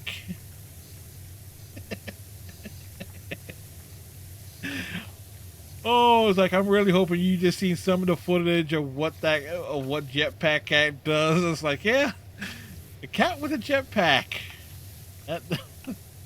Everything as one would think it would have involved. She is not old enough to pilot a jetpack. She is too young to take the test for a license. Are we sure?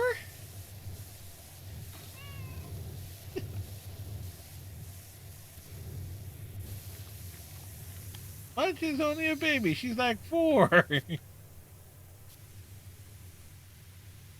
She's just a baby. Wait, shouldn't the cats in this game be around here somewhere? Possibly.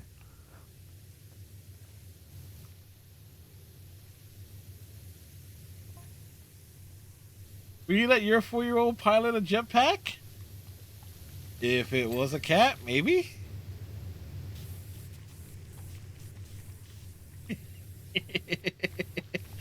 I'm just picturing Cal's dirty, just glaring at me. He's like, yeah. Why do I suddenly hear boss music?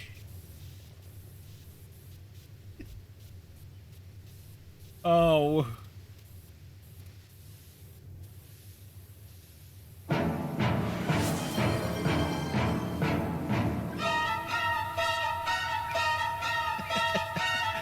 Oh.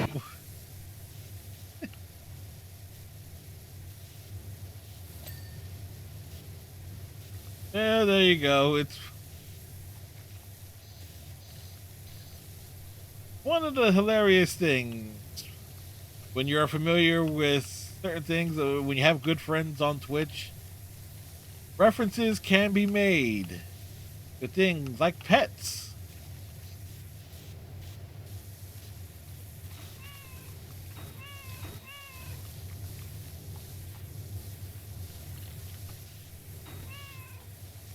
Speaking of cats, Did you find useless? no, I just realized the things that was meowing all the time were these cats down here in the bottom level of the interior side.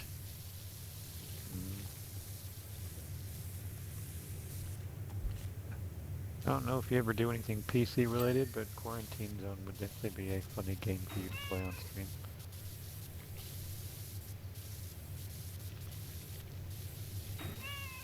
Quarantine Zone. I will have to see if there's a console port of that. There is not currently a console port. Okay, so we'll add that into like with peak of stuff that we'll be looking to see if a console version comes out of. Yes, That's it's on my Xbox wish list because it was featured as something under the Game Pass because I guess it's on PC Game Pass, but it is not available on the console side yet.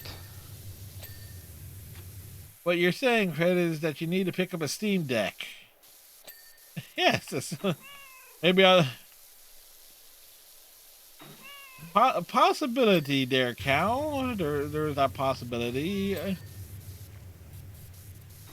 So you can so I can console the PC games. Yeah, there is that because I can just plug that thing, a Steam Deck, into a port HDMI cable into a splitter. Yeah, it was like that will. Actually, it features a whole bunch of streamers and Dead by Daylight characters inside the game. Oh, so the Dead by Daylight original crew. Yeah, yeah, but or their original characters, because I thought that would be. Yeah, Oh yeah, yeah. It's like, yeah, they're gonna put like Michael Myers in it. Like, yes. Oh, some of the big streamers are in there too. Have a good one, Cal. Thanks for the raid. Oh, that's and that will be Iceman, Cal. Hello.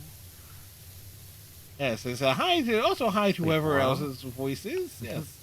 Hello, and sleep well. Enjoy the rest of your day. And a cat does not just have a cat fly. Yes. Okay. There's I mean, one does not simply have a cat fly into Mordor. Yes. It's a bully. Yeah, okay. Okay, I'll resign myself into the defeat of her cat getting a jetpack. All right. But do it. Why shenanigans? That's why. Oh boy.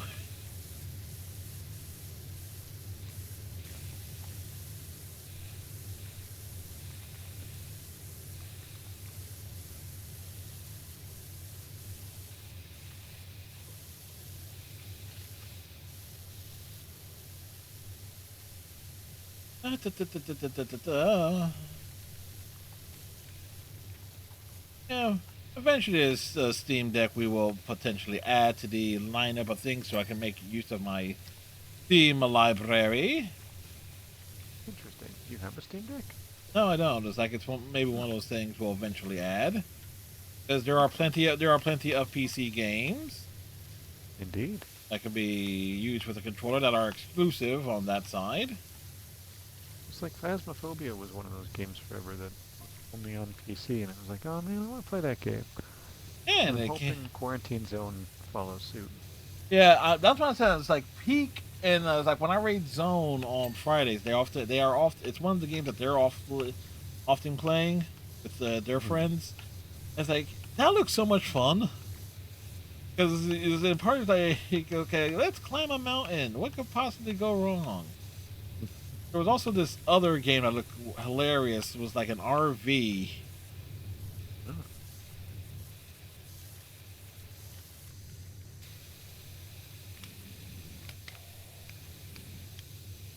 That would look like, yeah, okay, that would definitely be like something to include Derek with. Because of everything. God.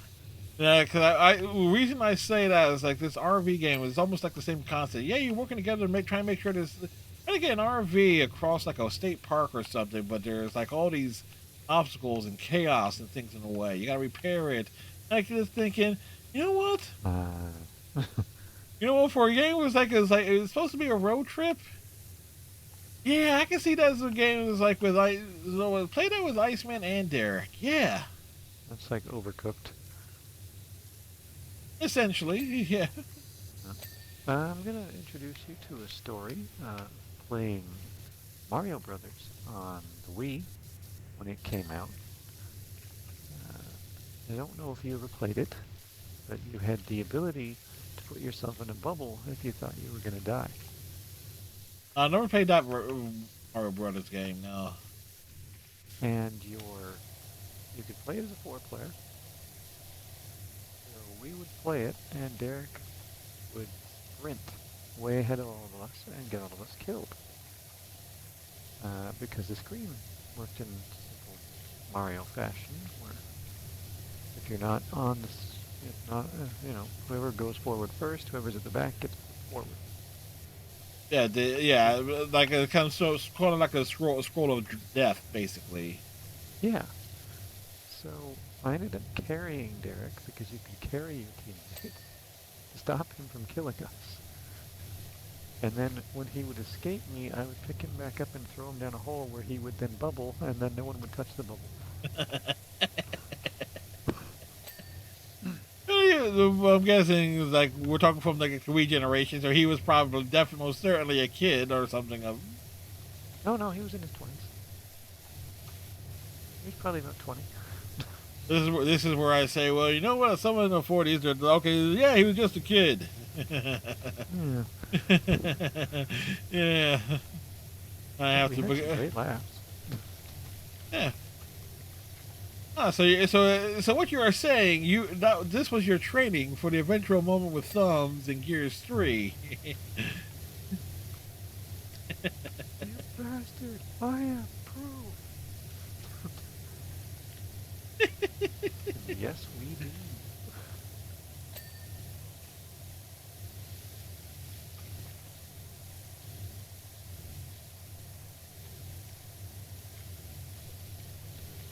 Oh boy, just like see, this is the type of stuff that we chat about. It's like when it says old saying goes, when you got something to bounce off of and not just reacting to the game, it make things work smoothly. That's why we're always just. Yeah. That's why I say it's like always good to have at least a Wednesday night stream being a co-op stream. Middle of the week. Between all the other nonsense I do. That gives you a break as well. Yeah. And in its own way, this almost becomes like a podcast radio show. Like you strip out all the gameplay stuff. It's like, yeah, okay, it's just general conversation and bullshit. Yes, we can go over the highlight that was Frank Francisco throwing a chair at a fan. Hey, what was this? Oh, you never saw that? That was beautiful. I'll never forget that. The MLB has completely erased this from any TV because they got sued so hard over it. Texas Rangers. Some of the players are arguing with the fans. Reliever Frank Francisco, who was briefly with the Jays, I believe, is in the dugout. He looks like he's basically asleep while everybody is yelling at the fans. He eventually gets up, sort of looks out, looking half awake, grabs the nearest steel chair and just throws it into the crowd. But it was perfect. It goes flying toward this dude's head. But before it can get to him, the bottom opens, so the seat opens, and the seat hits the woman in the face square. And I just remember being like, what the hell were you thinking when you did that just now? Yeah, it was a calculated risk. That's all. He got a big suspension, and there were lawsuits, and it broke the lady's nose. Yeah, they don't have that bit of footage laying around for easy access. I mean, I'm sure somewhere somebody has it. it was beautiful. They showed it on Sportsnet for whatever version I was watching for a couple of days before it got pulled. Man, I think he got like 20 games for it. Okay, fair. Let's see. What's it like? Tickets, $40. Hot dogs, $10. Parking, $25. Getting your face smashed in by chair thrown by Frank Francisco. So amazing. Priceless. I cannot properly describe how this chair that was completely flat entering the crowd just suddenly opens at the ass and hit this woman in the face with only the ass of the chair. It was like, this was amazing. Also, you're an idiot. Yeah, you want to know something that I'm rather surprised didn't cause somehow it didn't cause any lawsuits and problems?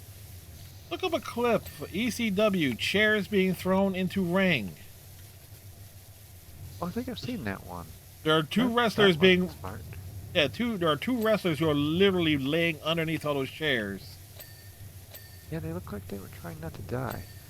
Yeah, that's why there's an old thing that they say in wrestling as a villain. Never sell face up, because if something gets thrown, it's going to hit you right in the face. Always sell face down. And that was basically the embodiment of that. Yeah, I think I've seen that clip. Is that the one where the ring falls apart too, or is that a different one? Yeah, that was like Fort Lauderdale, which then a bunch of fans get in the ring, they're rocking back and forth, and the ring just collapses with all the excess weight. Which is always funny when they say it's like when a ring implosion spot is done like intentional, like a controlled collapse. Yeah, you can tell the difference between when it's one is done intentionally and one is done like and when it happens not on purpose.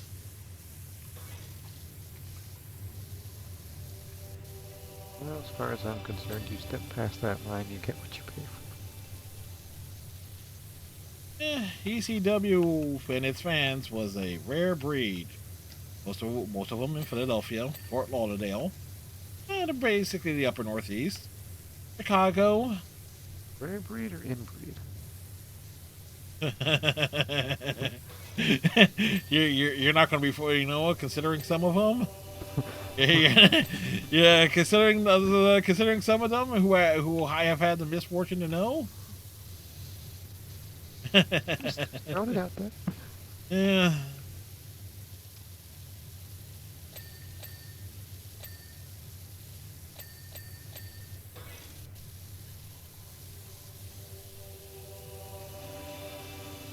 Yes, Merman, you are being sprayed down. Relax. Ooh. Oh, I just realized Is it consensual? Oh, I need to use the.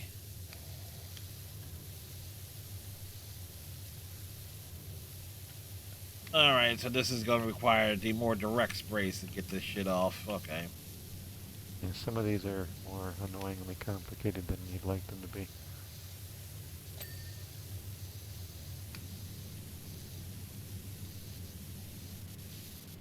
Yeah, it's like the graffiti one sometimes. Like, yeah, no, this shit's going to be stuck on there. Well, I can probably get that, so you can leave it. I'll get it on like a normal spray with my super power washer. Just working the outside. Polishing still gotta do the roof though.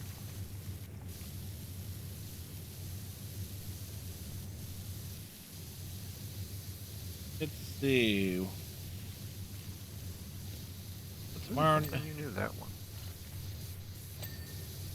Wait, you're helping me do that one, or at least from standing over there? No, I was really hoping you would know that one.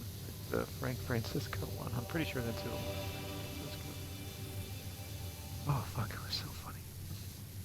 No, maybe because it didn't happen down here. I mean, like, you think it was like some of the other like memorable stuff that like stuck in the news for like long periods of time, or enough to enter pop culture.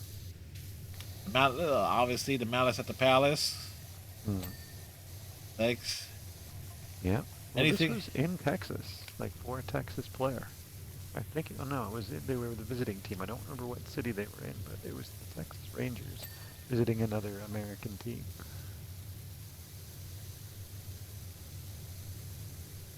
And if he was in the dugout as a reliever, so there's only going to be like so many. There's only going to be so many places where that will be. Wrigley, Oakland, Or it could be that he pitched already. And if you pitched already, he may have all. They don't allow him to. If you're done for the game, you typically don't stay in the dugout to avoid confusion or something or other. There was some rule or something like if you are done with the game, you are not supposed to be in the dugout or some. Yeah, I don't think they follow that because the Jays starters hang around in the dugout the rest of the game. I could be wrong. I know there was something because of the Davy Johnson incident with the Mets. He gets ejected and he like kept he put on the disguise on. Bobby Valentine. Oh yeah. I say Davy Johnson. Manager of the Mets. I was like I was at a 50-50 chance of getting it right. One or the other. It was funny. Fucking mustache on. Where did you get that? Please note this was the Mets. Many of them. The Mets. Many very clearly. Many players on the Mets want to remain anonymous. Reasonable. I enjoy that the Mets have probably won the off season in terms of how it looks, player acquisition, and yet even Mets fans will tell you there's still a feeling of how they gonna fuck this up. Well, this is I will forever reference it. There's a reason why there is a book about the 1992 Mets, literally called "The Worst Team Money Can Buy." A team that was trying it again. A team that was expected to contend. Man, I gotta pull up that roster at some point. But that was the year Bobby Bonilla went there. But they also had, I think on there, they had like David They're Cohn. not paying him yet. Nope.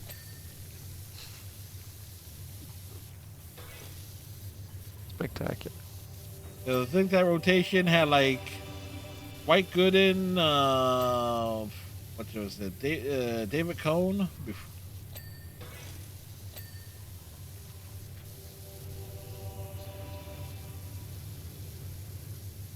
Like on paper, this team looked like it would be like, at the very least, should have won the National League East. Okay.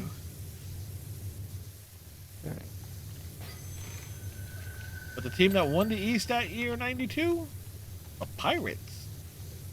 No Pirates. In their last team this year.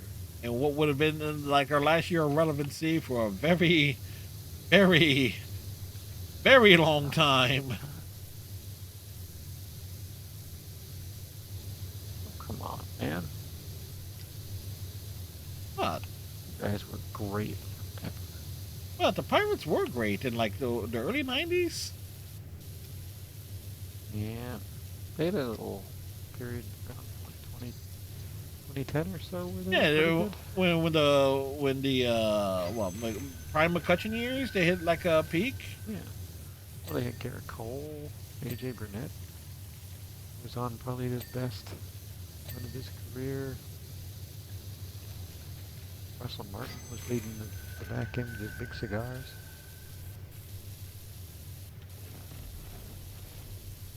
Whoops. We got another raid. Hero Fizzer. Thank you for the raid. Well, look who it is. Hero Fizzer, the PNG tuber with a penchant for waifus and strong bad. They're on the quest to conquer video game narratives, one best girl at a time. Well, Persona the Blaze Blue, this variety streamer keeps it spicy. This time I asked him about Elephant Dung. Unless you want the whole story. Hey Fizz, how's it going? Hey, Three of Hearts. Welcome. And those who has come over from Fizzer's stream of Strong Bads. Cool game for attractive people. I am Fred, a variety streamer. We are doing PowerWash Simulator 2 tonight with Iceman.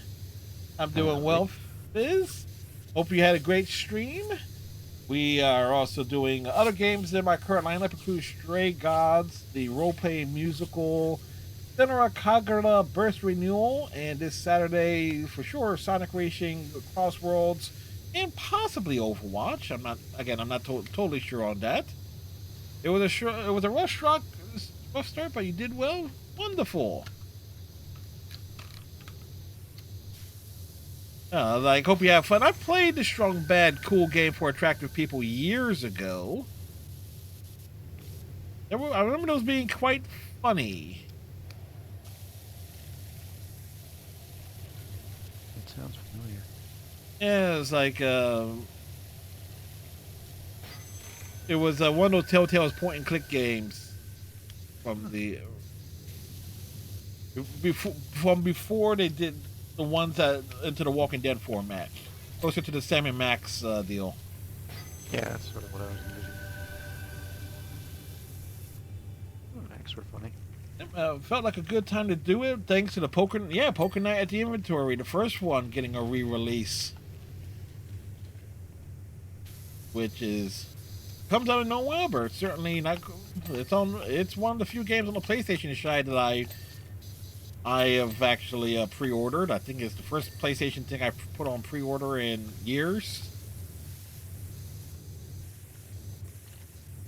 Require more setup than it. Why? I believe it had a window format.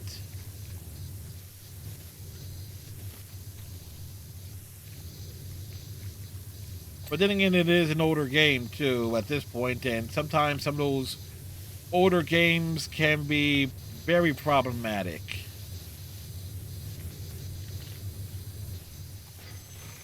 To get to work on modern hardware.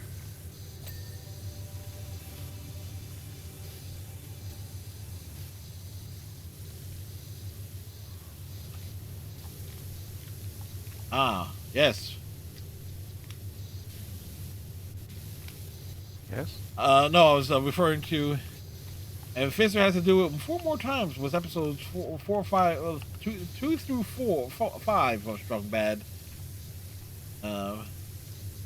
I was trying to think of one of the worst setups, the things I had to do, trying to get something to work off of PC to get it work with OBS was one was Star Trek Starfleet Academy, and the other was the PC version of Beyond Good and Evil.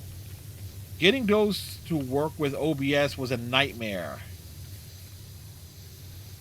Don't get me wrong, I enjoyed both games, but it was very difficult. Thankfully, Beyond Good and Evil has a couple of console versions, so we can revisit that at some point too.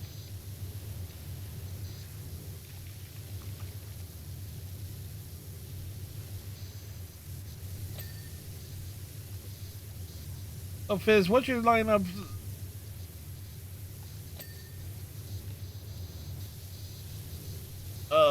Excuse me, I just totally lost my train of thought.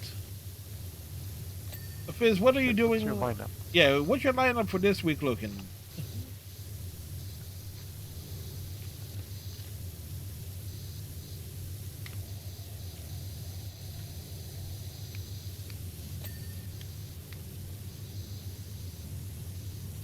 Me last week, trying to remember what I was saying. Yes. That took a while.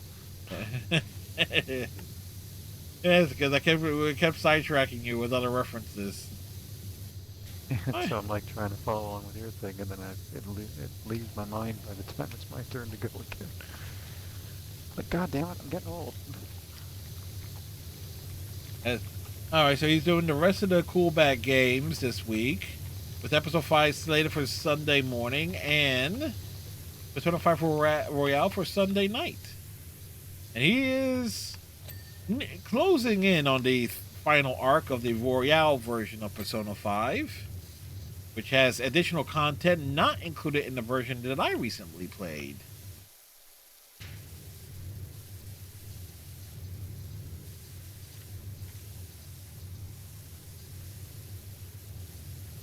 Of course, on my version of Senra Kagura, Fizz, I should be knocking out Chapter 4 of the Hijibo arc on Friday night.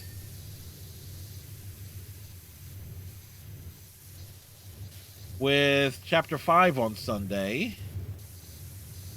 I think, and then more likely roll into its DLC story after that. So I'm figuring 2 or 3, at the very least 3 or 4 more streams of Senra Kagura Burst Renewal before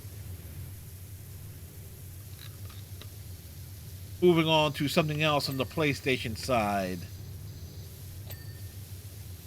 What exactly that will be, I do not know yet.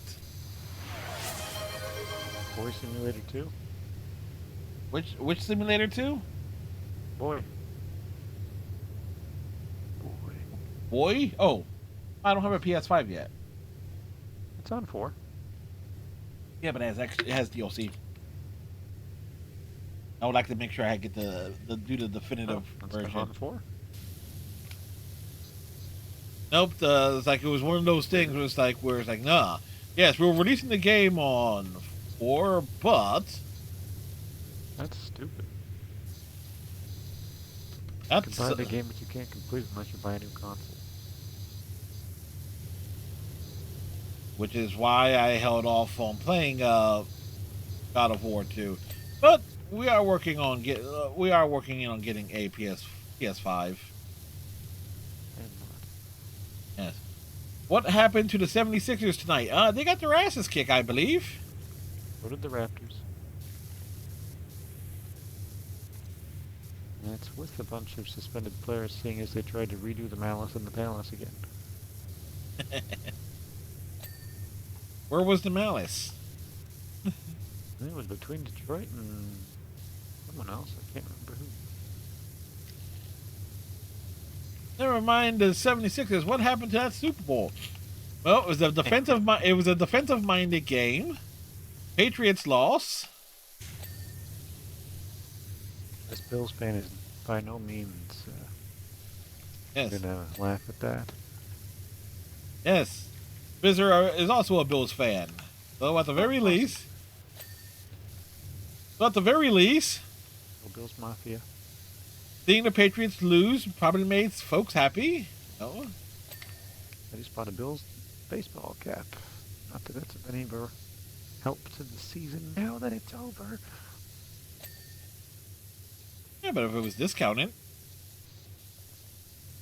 No, but it wasn't a terrible price. Oh, Hard to wait, get no. one, Oh, wait. yeah. Fizzer's a 49ers fan, but he was rooting for the Bills Yeah. if they stayed in. Yeah, well, Well, I appreciate the support. And I do love me some Run CMC. well, so should now be a good time to mention, bring up the fact that the 49ers division rivals won a Super Bowl in their stadium before the 49ers did. Yeah, that's not good. Weird how the Seahawks were inconsequential forever, but they've actually gone to a few Super Bowls this millennium. I believe it is like every time there was like a new pope, they have gone to the Super Bowl and either won it or. Interesting. Remember, kids? White smoke, new pope. Black smoke, evil pope.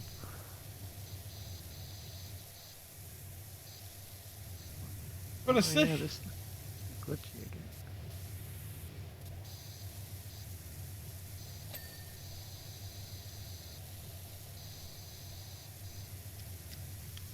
But yeah, if there was baseball is at least around the corner. Yes. The spring training has officially started. Yes, Dylan Cease arrived at spring training yesterday wearing a Donald Duck shirt, today wearing a Mickey Mouse shirt.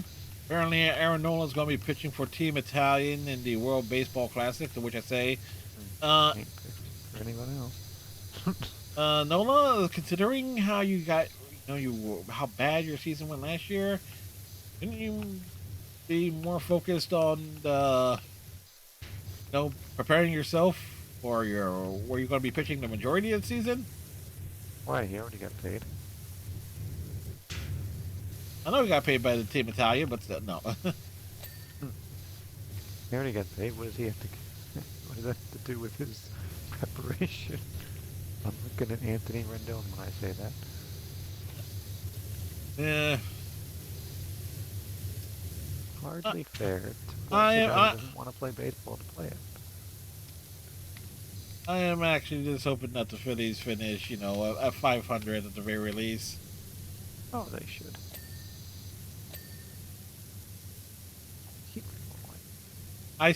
I, I say this, it's like, oh wait, they've been playoff contenders, yeah, but you know what? I've seen this movie before. It's like, oh, we have an ace pitcher who has like a season-ending injury. He's gonna come back the next season off of it. Yeah, last time that happened we had Roy Halladay. That did not work out well. My Roy Halladay jersey. Number 32 patch. Still can't believe his wife was like, he wouldn't want to have a hat. He loved both teams. Like, he played for fucking 10 years for the Jays. What are you talking about? I don't know, maybe. No, I can totally. You know, He signed a one-day contract to retire a Blue Jay. and there is also to the fact that maybe the Phillies like did right by him and did not. They paid out his contract and everything, so it was like, you know what? That's not the. I think that was part of her reasoning as well. We drafted your shitty son, even though he's not any good. Wait, wait, which bunny is? Bunny is giving love boo boo mind. Which bunny? Fizzer. I just have a stroke. Nope. What? This one on the. This bunny here on the counter, upper left shelf. Oh, this one.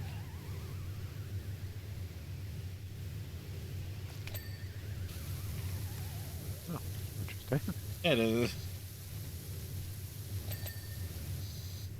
Well, it's been cleaned up. I just realized it's like, oh, it's a bunny shoot. The gnome face one which is by you, Ice Man, is just as bad. Apparently. I don't know what's happening. Look at the crouch down or look down. That bunny with the gnome face. Apparently, it is very. I honestly didn't notice that. Yeah. It's very sexy. These are the prizes that you will win at a carnival, folks. Sexy gnomes and rabbits.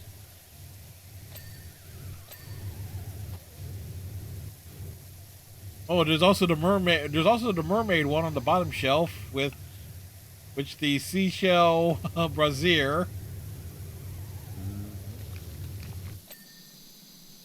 Let me go check the roof. I feel like the roof is something we have to clean. So there's your nightmare fuel, kids. We welcome all kinks here on Fred Caston's Basement. Yes, they should.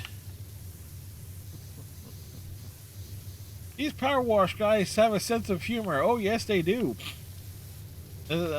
As Iceman pointed out to me, the first game had lore. The first game involves time travel and aliens. We're talking about going to play it. Not like, yeah, the story in that game is weird. And you're like, what story? They're just watching stuff. I'm like, no.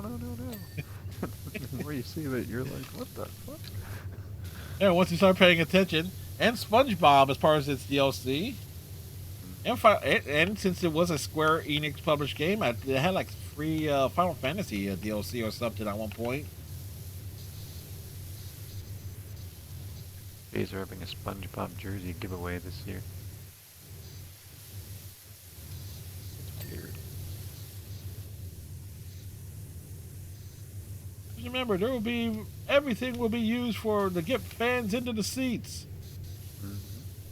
Hey, I have a Snoopy Jays thing that was there's like a ticket you can buy where you have to go into a certain entrance and automatically get the giveaway. Yep. I know back in a lot of the Phillies giveaways, I'm not sure they used to. No, I haven't seen a Phillies television broadcast in forever. They used to do a whole lot of different promotions and stuff. Some of them were really cool. I still got a couple of those things I got just by okay. all fans who you show up will get certain items I got me like a bobblehead of the a bobblehead set of the Philly these original mascots before the Fanatic, which were Phil and Phyllis. I got like a little replica of Veteran Stadium.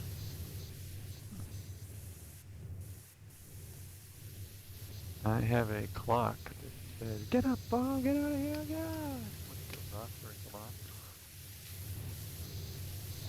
Teenage home run call. I also have an apron with Jason Grilly's body and number on it, holding a spatula. That was the Fire Up the Grilly apron. That was the Father's Day giveaway. We all thought that was pretty funny. Yeah, it was creative too. What did I get last year? I've got the George Springer Blue Jays hockey jersey 2 years ago. Last Canadian tuxedo hat on Canada Day. Didn't go to any regular season games, but I got like rally towels from the playoff games.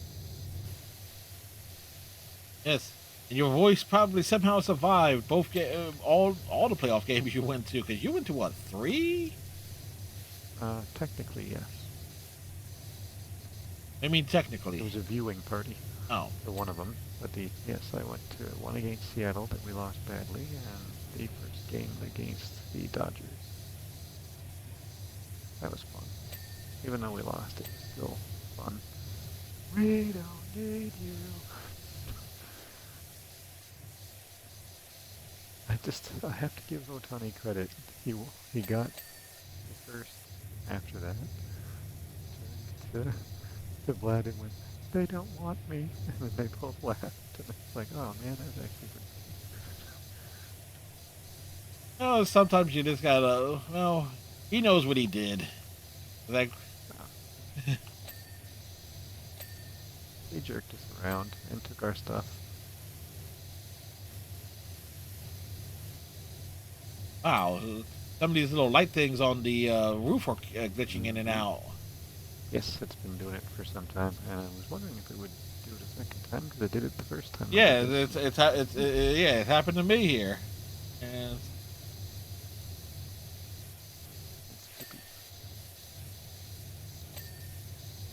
watch, Shailene will somehow be involved with that too. Ooh. That is the appropriate amount of cake. Let's go. Alien cake. I did assume it's basically tentacle porn at this point, but Oh yeah, well, technically with the sorry, that's very much true. Here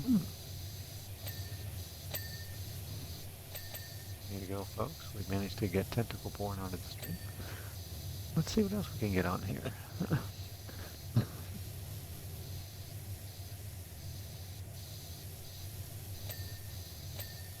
I did see someone do a full-on summary of switching on the Mass Effect. I was like, the true bastard Shepard run. Oh, It's like, yeah, like everything that's involved is like, okay, it has to be. Fuck the Krogans.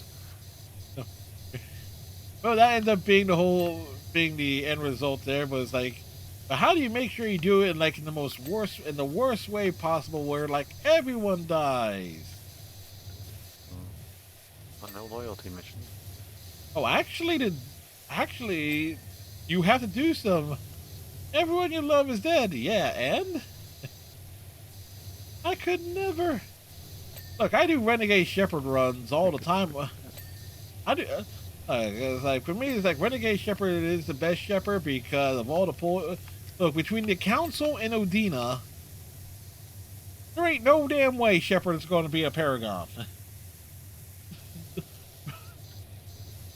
I just can't be mean to my crewmates.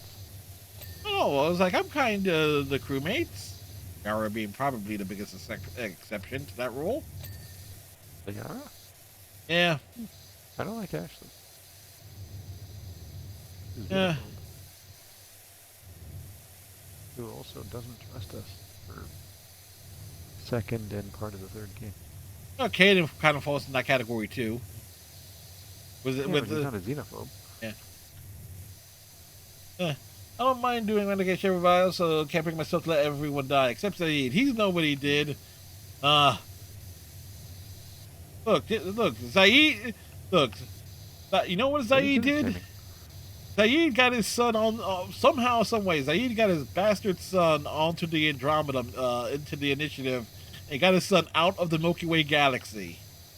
This is like, and this Like is that. no, yeah, and this is canon.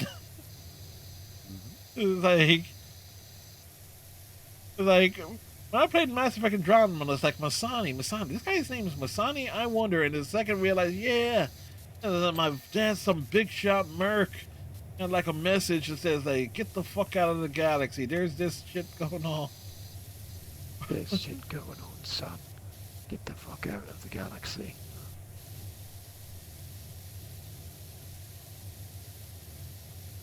I guess that was like his happy birthday card. Yeah. Yeah, Zaid has a son, and the son appears in Mass Effect Andromeda. It's, Play that again. I do have a reason to play it again on the PS, on the Xbox side. There's one more achievement I need to get. Excuse me. Because I don't remember exactly what I did in the initial playthrough on the Xbox side from 2020. To know exactly, okay, did I initiate certain romance options with certain certain characters or not? So I would have to do it again. Those are hard. I would need to, like, because in the single playthrough you can get credit for 2. Huh. And you need to remember where exactly you were with a third, so you can reload a previous chapter save to get it. So Yeah, there's like specific conversations. If you don't get them, then you can't romance a person. It's like, that's bullshit. Well, I forget to talk to the person one time I'm on the ship and it's out. no, you can end up doing them in the post game. It's just like it just helps it for like the narrative, or if you lock in with someone, it ends the relationship with another character. That's where it comes into play. Well, I think that happened in the originals. Oh no, in the originals you almost had to lock, basically have to straight up, especially Mass Effect 1. If you don't make it clear to Liara, Caden, and or Ashley, depending on gender type, if you don't make it clear to one of them, you will have both potential love interests confront you over it. Mm-hmm. And then whatever you choose locks you out of the other. Yeah, it's like you can try and get both, which they both pull a Geralt.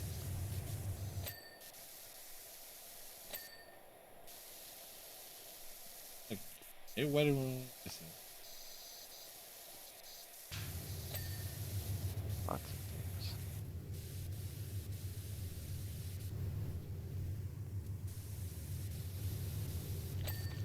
A beer and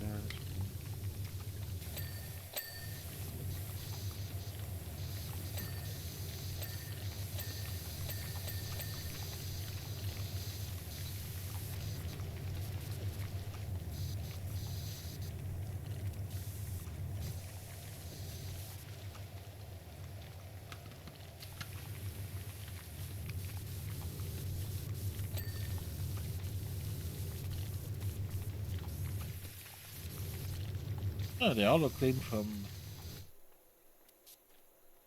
Oh wait, where? Gallery shelf. the shelving. Probably up high. And you're. Yeah. Yep.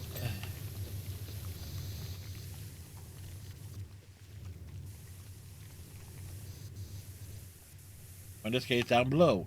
Welcome back, Fizzer. So we don't.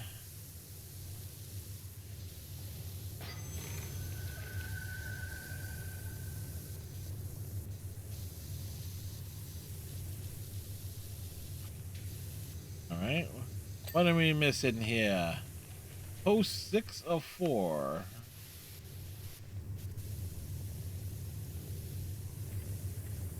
What post? Post? What are you talking about? It says volcano and temple. Oh, okay, maybe we got it. Oh, it's on the back of this thing.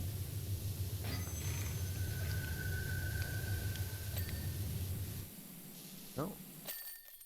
There we go. Yay. We did it.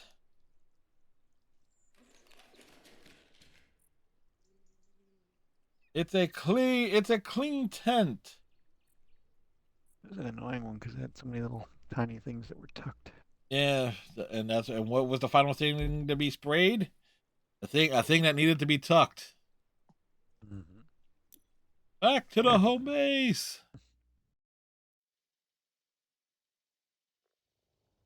Makes you wonder what's the worst spot you miss in one of these games. Oh, in the first game, when you have like 99% complete and it's a large area and they want you to swing like a one little dot, and it's impossible to tell where exactly it is. Okay, where is this on the shelf? Oh, shooting gallery. It's a little B. Okay, I was expecting a little model. Yeah, even a target would have made more sense. Yeah.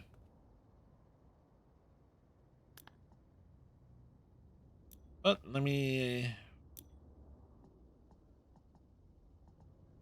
let's grab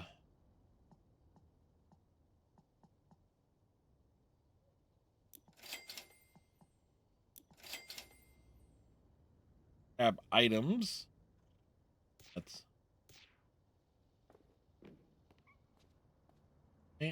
what's the next one? Road sweeper. I might be able to knock that one out a little faster. I think there's an achievement for that, though. Let's see one. Yeah.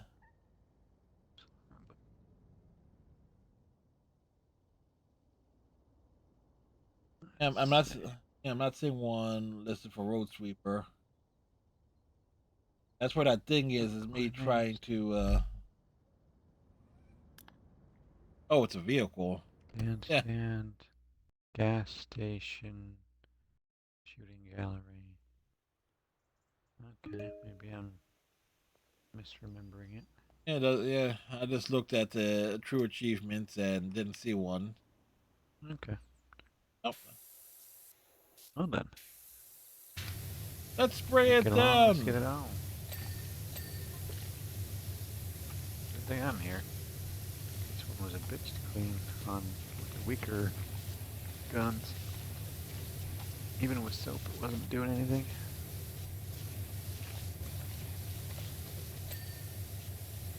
It.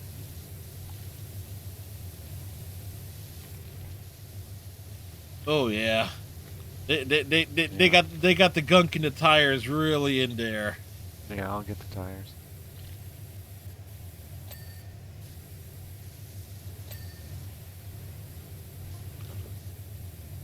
Trying to do like that big broad overview. Get out of the way, ladder.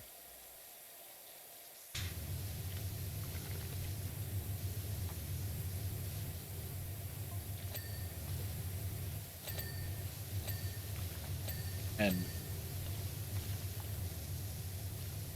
know what?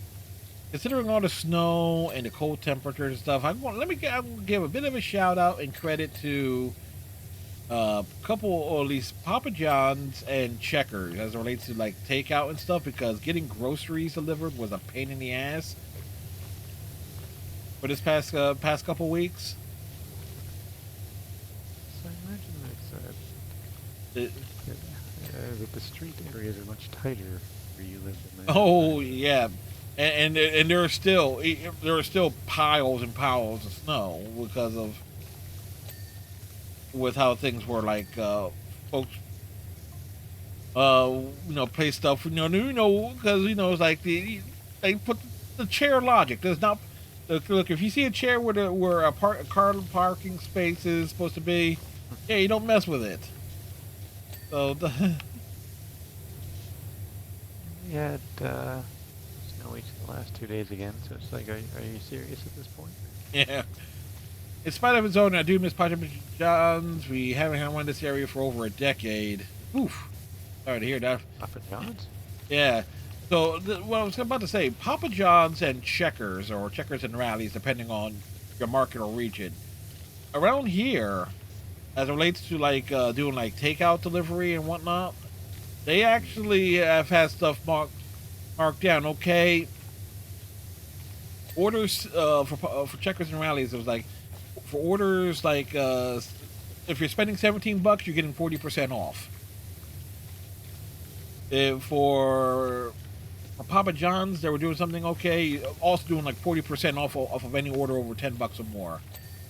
Because and these are like the local chains that are near where I live, because they know that obviously they had to get like some corporate like permission to do it.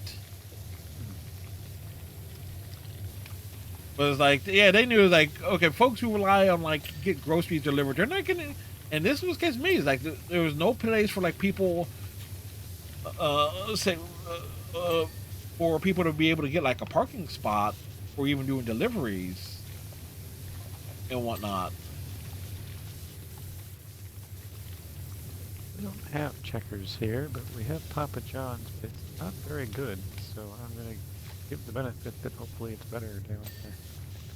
Now, let me put it this way: within walking distance of where I live, where my actual house is, I have Papa John's and 2 local pizzeria chains, like local pizza parlors.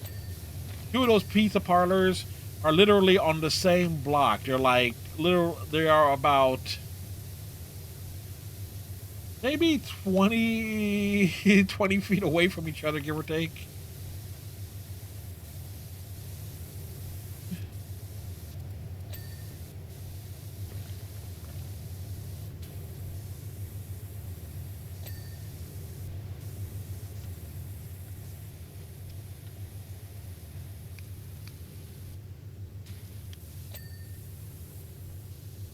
I mean, there's one by my house that's been there since before I was born. It's had like 4 different owners over the years, but it's always tasted the same. It's always good for a slice if you're looking for one. Yeah, there's a place in my brother's that does great like pickup slices. But if they're doing delivery, they get something like the fluffiest crust imaginable. Like the type of crust is like when you bite into it, it's like, oh yeah, that's as good as like, like, it's like you savor the crust as almost as much as the pizza, main part of the pizza itself. So we got Little Caesars, which is sort of relatively cheap, has some toppings. It's not great though. Yeah. We've got Gino's Pizza, with the American version, which is awful. It's very hard. And we have Gino's Pizza, the Canadian version, which is never like amazing, but it's always tasted the same forever. And we've got Pizza Hut, which is at least got some flavor, but it costs way more. And there we go. And Pizza, another Canadian chain, which is the most flavorless and cheapest pizza, but it has an amazing garlic dip. Let's see, around here, so there's Papa John's, there is Roman's, one of the local chains, and then there's local establishment, and then there's Francello's. The difference between Roman's and Francello's, like they're in terms of their menu selection, uh, you can get a Stromboli at Roman's, but you can't at Francello's. Like one is a little bit more upscale. Roman's is more of like a pizza pub. Type of establishment because they literally took over. They literally took over what was an Irish pub, like in my neighborhood. It was like, yeah, that did not last long. So when that failed, they just moved in and took advantage of like their setup and everything, and became like a pizza parlor slash pub. Nice. Francello's is more of a little bit of like more of an upscale restaurant. You can pasta dinners. At There's also pizza, cheesesteaks. Like you get cheesesteaks and hoagies from both. Um, but even then, they prepare things very differently.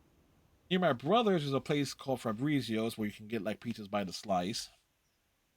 Um, then there's also a Domino's. There's a Pizza Hut.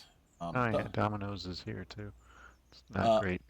Domino's down here will often they do a lot of like 40% off on a lot of their menu selections around It here should be.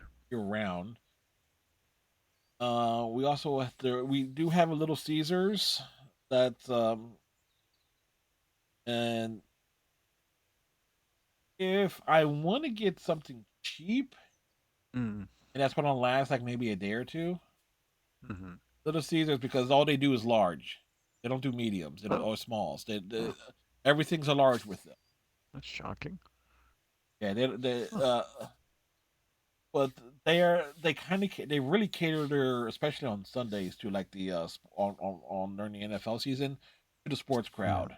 They do like the big okay Okay. here's your large pizza, here's a dessert option, get your beverage, and it's like for like under $25. You need to use the washroom? It's right over there. Yes, it is. Speaking of Little Scissors, Fizzer found a recipe for the crazy puffs for the Super Bowl. Eat. All right, where is this vehicle? Okay, so there's the vehicle that we just washed. Mm-hmm. Also, got to address the cats again. Useless. I mean, Ulysses.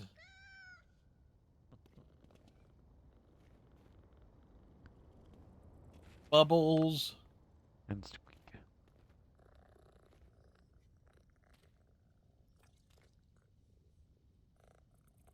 Um, and Squeak. you you were really gonna enjoy the end of credits song. I am. Okay, so that's gonna be something to look forward to. Well, it's not like it's funny. It's like actually a good song. I'm like, what the fuck? Uh, I would always be surprised when I play Dragon Age Origins and get to the credits and it's like, okay, you have this big, throughout this entire game, you have this medieval sounding soundtrack, and then at the end of and then during the end credits of Dragon Age Origins, there's this shitty, was it 30 seconds to Mars song? Hmm. The end credits song was it Dragon Age? That's It's called. What's it Jared called? Leto's band. This is. It's like what the hell is it called? Or what's that song playing the end credits of Dragon Age Origins? It's kind of upbeat. This is War by 30 Seconds to Mars. Yeah, it's like what the actual hell? And like every time I play Dragon Age Origins, I have to always like, all right, last night, reach the end game. Oh yeah, oh shit, I gotta edit out the credits. It's like because of that damn song. As someone who likes to let the credits roll whenever a game is Mm-hmm. finished, that is rather frustrating. As opposed to when I played, what was it, God of War or the one of the worst offenders was New Tales from the Borderlands, where having like these 20 to 25 minutes, 30 long credits. Like, really? That's a bit excessive. I know many people worked in the game, but come on now. Yeah, it's too long. Yes. Besides, it's like if Mass Effect's end credit songs were always good and fit the vibe of the game. Mm. Had that nice little like techno-ish code up and everything. Can't understand what the hell was being said during the Mass Effect songs, but but they fit the vibes like you would expect them. Visitor remembers Assassin's Creed 3's credit song being so long that your screen dimmed. I've had controllers like turn off because the credit sequence is being so damn long. I feel like that happened during one of our Gears of War credit scenes. My controller turned off. I think it was the last one with Why is it so long? because it was giving credits for 3 different versions of the game. The Oh, original, so the Gears original of War Reloaded pissed me off. Well, because it had all the same features and bugs. Two games in a row. It's like 2 games later, it's like, yes, we're giving you the exact same play experience. It looked worse. I know. I thought it looked fine. But then again, I didn't pay for it, so it's like, okay, for me it was True. free. Hey, for a game that's free, that for me was Yeah. which was free. Yes, but it's a game that we got for free that we've played 2 other iterations of, so it's like, why isn't it getting better? Shouldn't it be getting better at this point? So that would be a thing that's like to go back and like play it compared to the originals. Like, oh wait, oh, it's like me. It's the control. It didn't get worse. This is how it always was, with the exception of the extra brew mark section. That entire sequence.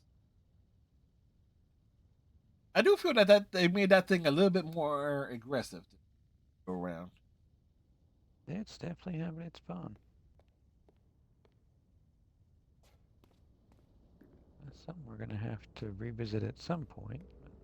No Yeah, rush there. yeah, the Maybe original. after your playthrough.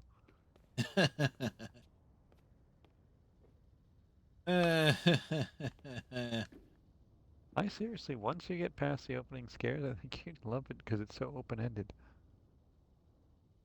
Hero Freezer said it once. I already said it once tonight, but Laguna Final Fantasy VIII said it best. There's nothing better in life than something that's free. Indeed. Mm. Laguna in Final Fantasy VIII was a wise man. Bit of a doofus, but he was a wise man.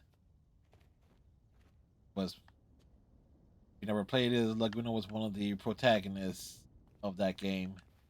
Mm. Like any for particular flashback sequences that were used to add extra content. It's rather fascinating story.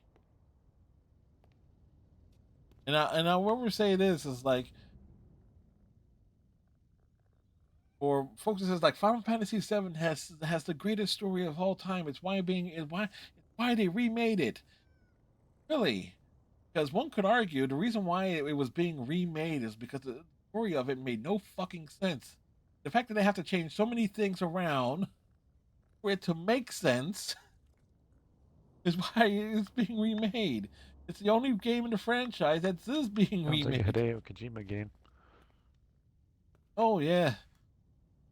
Final Fantasy VII, the original version of it, has so many damn mini games. They have to incorporate all of that into their its remake trilogy. Jeez. That it's like it's almost comical. It's like, what's it like? But I did say this when I was playing Final Fantasy Remake on Monday. There was a particular sequence, a particular room that I entered, is like that reminded me of like the area where you fight Benezia, the Sorry Yeah, you Commandos. were It's saying like that to me the other day. it's like with how big and spacious it was, you have the machinery in the middle, like literally, like something of that size. If the original Mass Effect got a remake, I could imagine some of those like the stuff from Novaria and Pharaohs being looking very different to like really give it some like a little bit more scale, not like so compact.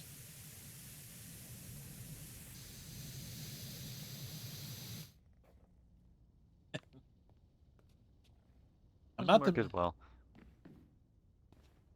not demanding a remake of Mass Effect 1. Yeah, the Legendary Edition does a fine job. Oh, matter of fact, well, here, might as well take advantage and work towards one of the, equipment. Oh no, Okay, why not? oh no, I got 355, need 875.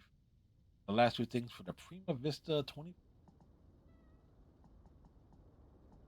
So easily we Prima get that, Vista 20. like the third, fourth, fourth. Okay, yeah, you're moving along. You got a lot more to get, but Yes. When we get to the end of the game, the Urban Extreme will be available. there's 5 more. Yeah, yes, that's exactly it. You literally gain enough money in that final mission to buy everything. Yes. So you get everything at the very end, but everything has already been done. That means when you go back and help someone else play this game for the first time, you'll have great stuff to help them get through it faster. Indeed. Or if we just decide to F with this again some other time because reasons, we'll have Yeah. excellent stuff. Yes. Yeah, or the original, or Yeah. indeed. Because I am working on the original and its DLC stuff since it has. Well, Gradually, I have 100%ed this. I have 50. Well, about a third of the way. 15. It's Yeah, pretty good. 15 and 15 is 30 plus another 10. Yeah, a few weeks in, we're making good progress on it. Or one could argue, yeah, 32%. Well, the problem is like it says, like there's a one that's 100, one is 100 game score. Everything else Mhm. equals it comes up to 80. That's gonna be 90. What the hell am I saying? I can't. 800. Ugh. I can't math. Yes, do all jobs is 100%. Or is the 100 and everything else is smaller. Yes, welcome to the PowerWash. You can also go like 3 things cleaning without actually getting another achievement. Some of these things take a while, and it's like, God damn it, I want an achievement for doing this stuff. Yeah, at least the first one they gave some bullshit tasks, but I think everything except for those gold medal ones, kind of like, I admit though, they gave us some pretty sweet building. yeah. I I like just, the idea of furniture and such. It just sort of doesn't matter. I cleaned 1 or 2 things and I was like, oh, this doesn't matter. Got it. yeah. So, and it's like, well, on a major route, got sprinkler systems involved. Yeah, look how fancy our property is, man. I'm guessing Got a no fancy one. sign. Yeah, I'm think, oh, you saved the town from a volcano. You get a nice building. Yeah, this is pretty good for a store, I gotta say. I mean, the purpose of having this sort of space when your job's literally to just clean things with a power washer is a whole other conversation. But Yeah, and of course, it's like, well, yeah, you got a little area here for like items being brought in, hmm cleaning, yeah, maintenance. I mean, it is neat that you can just go in that bin and pull out things that furniture that you purchased. Yeah, it's all stuff in there. It's all like micro All needs to be compartmentalized. cleaned. How the hell the couch fit in there? I will never know. Ah, fragmented. All right. So I think on that note, on a night that's talk about like family history, random old sports hmm stuff. We got 2 raids on the night. Nice. I think it's a good time to wind on down. Iceman, as always, once his things, once you got settled in after Yes. everything started to cooperate with you. Hope hope you have a good night, sir. Yeah, as always, thanks for having me and enjoy the rest of the evening, and good luck with your gaming tomorrow. Yep, indeed. Night, sir. Good night. And of course, tomorrow night we are continuing Stray Gods, the role playing musical, picking up in Aphrodite at Aphrodite's party, which is a bit more of a somber affair, but we're doing the charismatic route. Slim possibility we might be able to finish that tomorrow. Because it's a three. I believe it's a full 3-act story. I always forget. But if we are, that certainly won't make things easy. Friday night, Senra Kagura, Burst Renewal, Chapter 4 of the Hibijo arc, plus whatchamacallit, the free missions. Knock those out. Knock those out. And also potentially go back and try and find some of the. I did learn the whole thing was a lot of those hidden shinobis that are in that game. You gotta find them. You gotta be leveled up strong. You gotta be strong enough to deal with them. But they also have some of the secret files, secret documents, or like the lore and stuff. So they gotta be tracked down. But the game does tell you, gives you the hint of where they are, because the game does it does tell you, okay, there are secret documents here. Some are in boxes and stuff that you smash along the way. The others are held by these different shinobi types. One of the clips from two of the clips from Sunday dealt with it. One was the fair fight one, which was Homura, like straight up just brawling with it outright. And then there was the second one with Asuka, which turned out to be really damn quick because we had Asuka in her overpowered form running at it, but it was like, oh, activate it and then deal with it within like 5 seconds. Like how overpowered can you be? Also, we're closing in on getting Asuka to level 52. So there is that, but that's Friday. Senra Kagura, and again, the whole like base game of it should be finished on Sunday stream with Chapter 5 of the Hibijo arc. Saturday, as I mentioned, for sure, we got Sonic Racing Cross Worlds. II from Super Monkey Ball is being added to its roster. I am going to do the Yumi stuff. I am going to do the Yumi. I'm because only Yumi's is listed, unless they're both at the same thing. Like they have their own separate episodes or whatnot. I'm not entirely sure how they had the DLC listed for the PS4 version or not. Whatever came with it when I purchased it is what we're doing.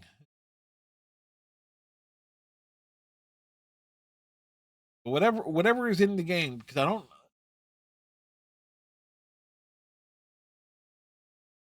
So if there's something that I'm missing, I'll have to check the PS4 store to see if there is something that I'm missing from it. But I don't. I know it was like the definitive version that I purchased. But I don't know. But as I said, like there are differences between the PlayStation 4 version and the Steam version. The Steam version has like the intimate mode. There's an extra mode in the Steam version that's not in the PlayStation 4 version of the game. The stuff.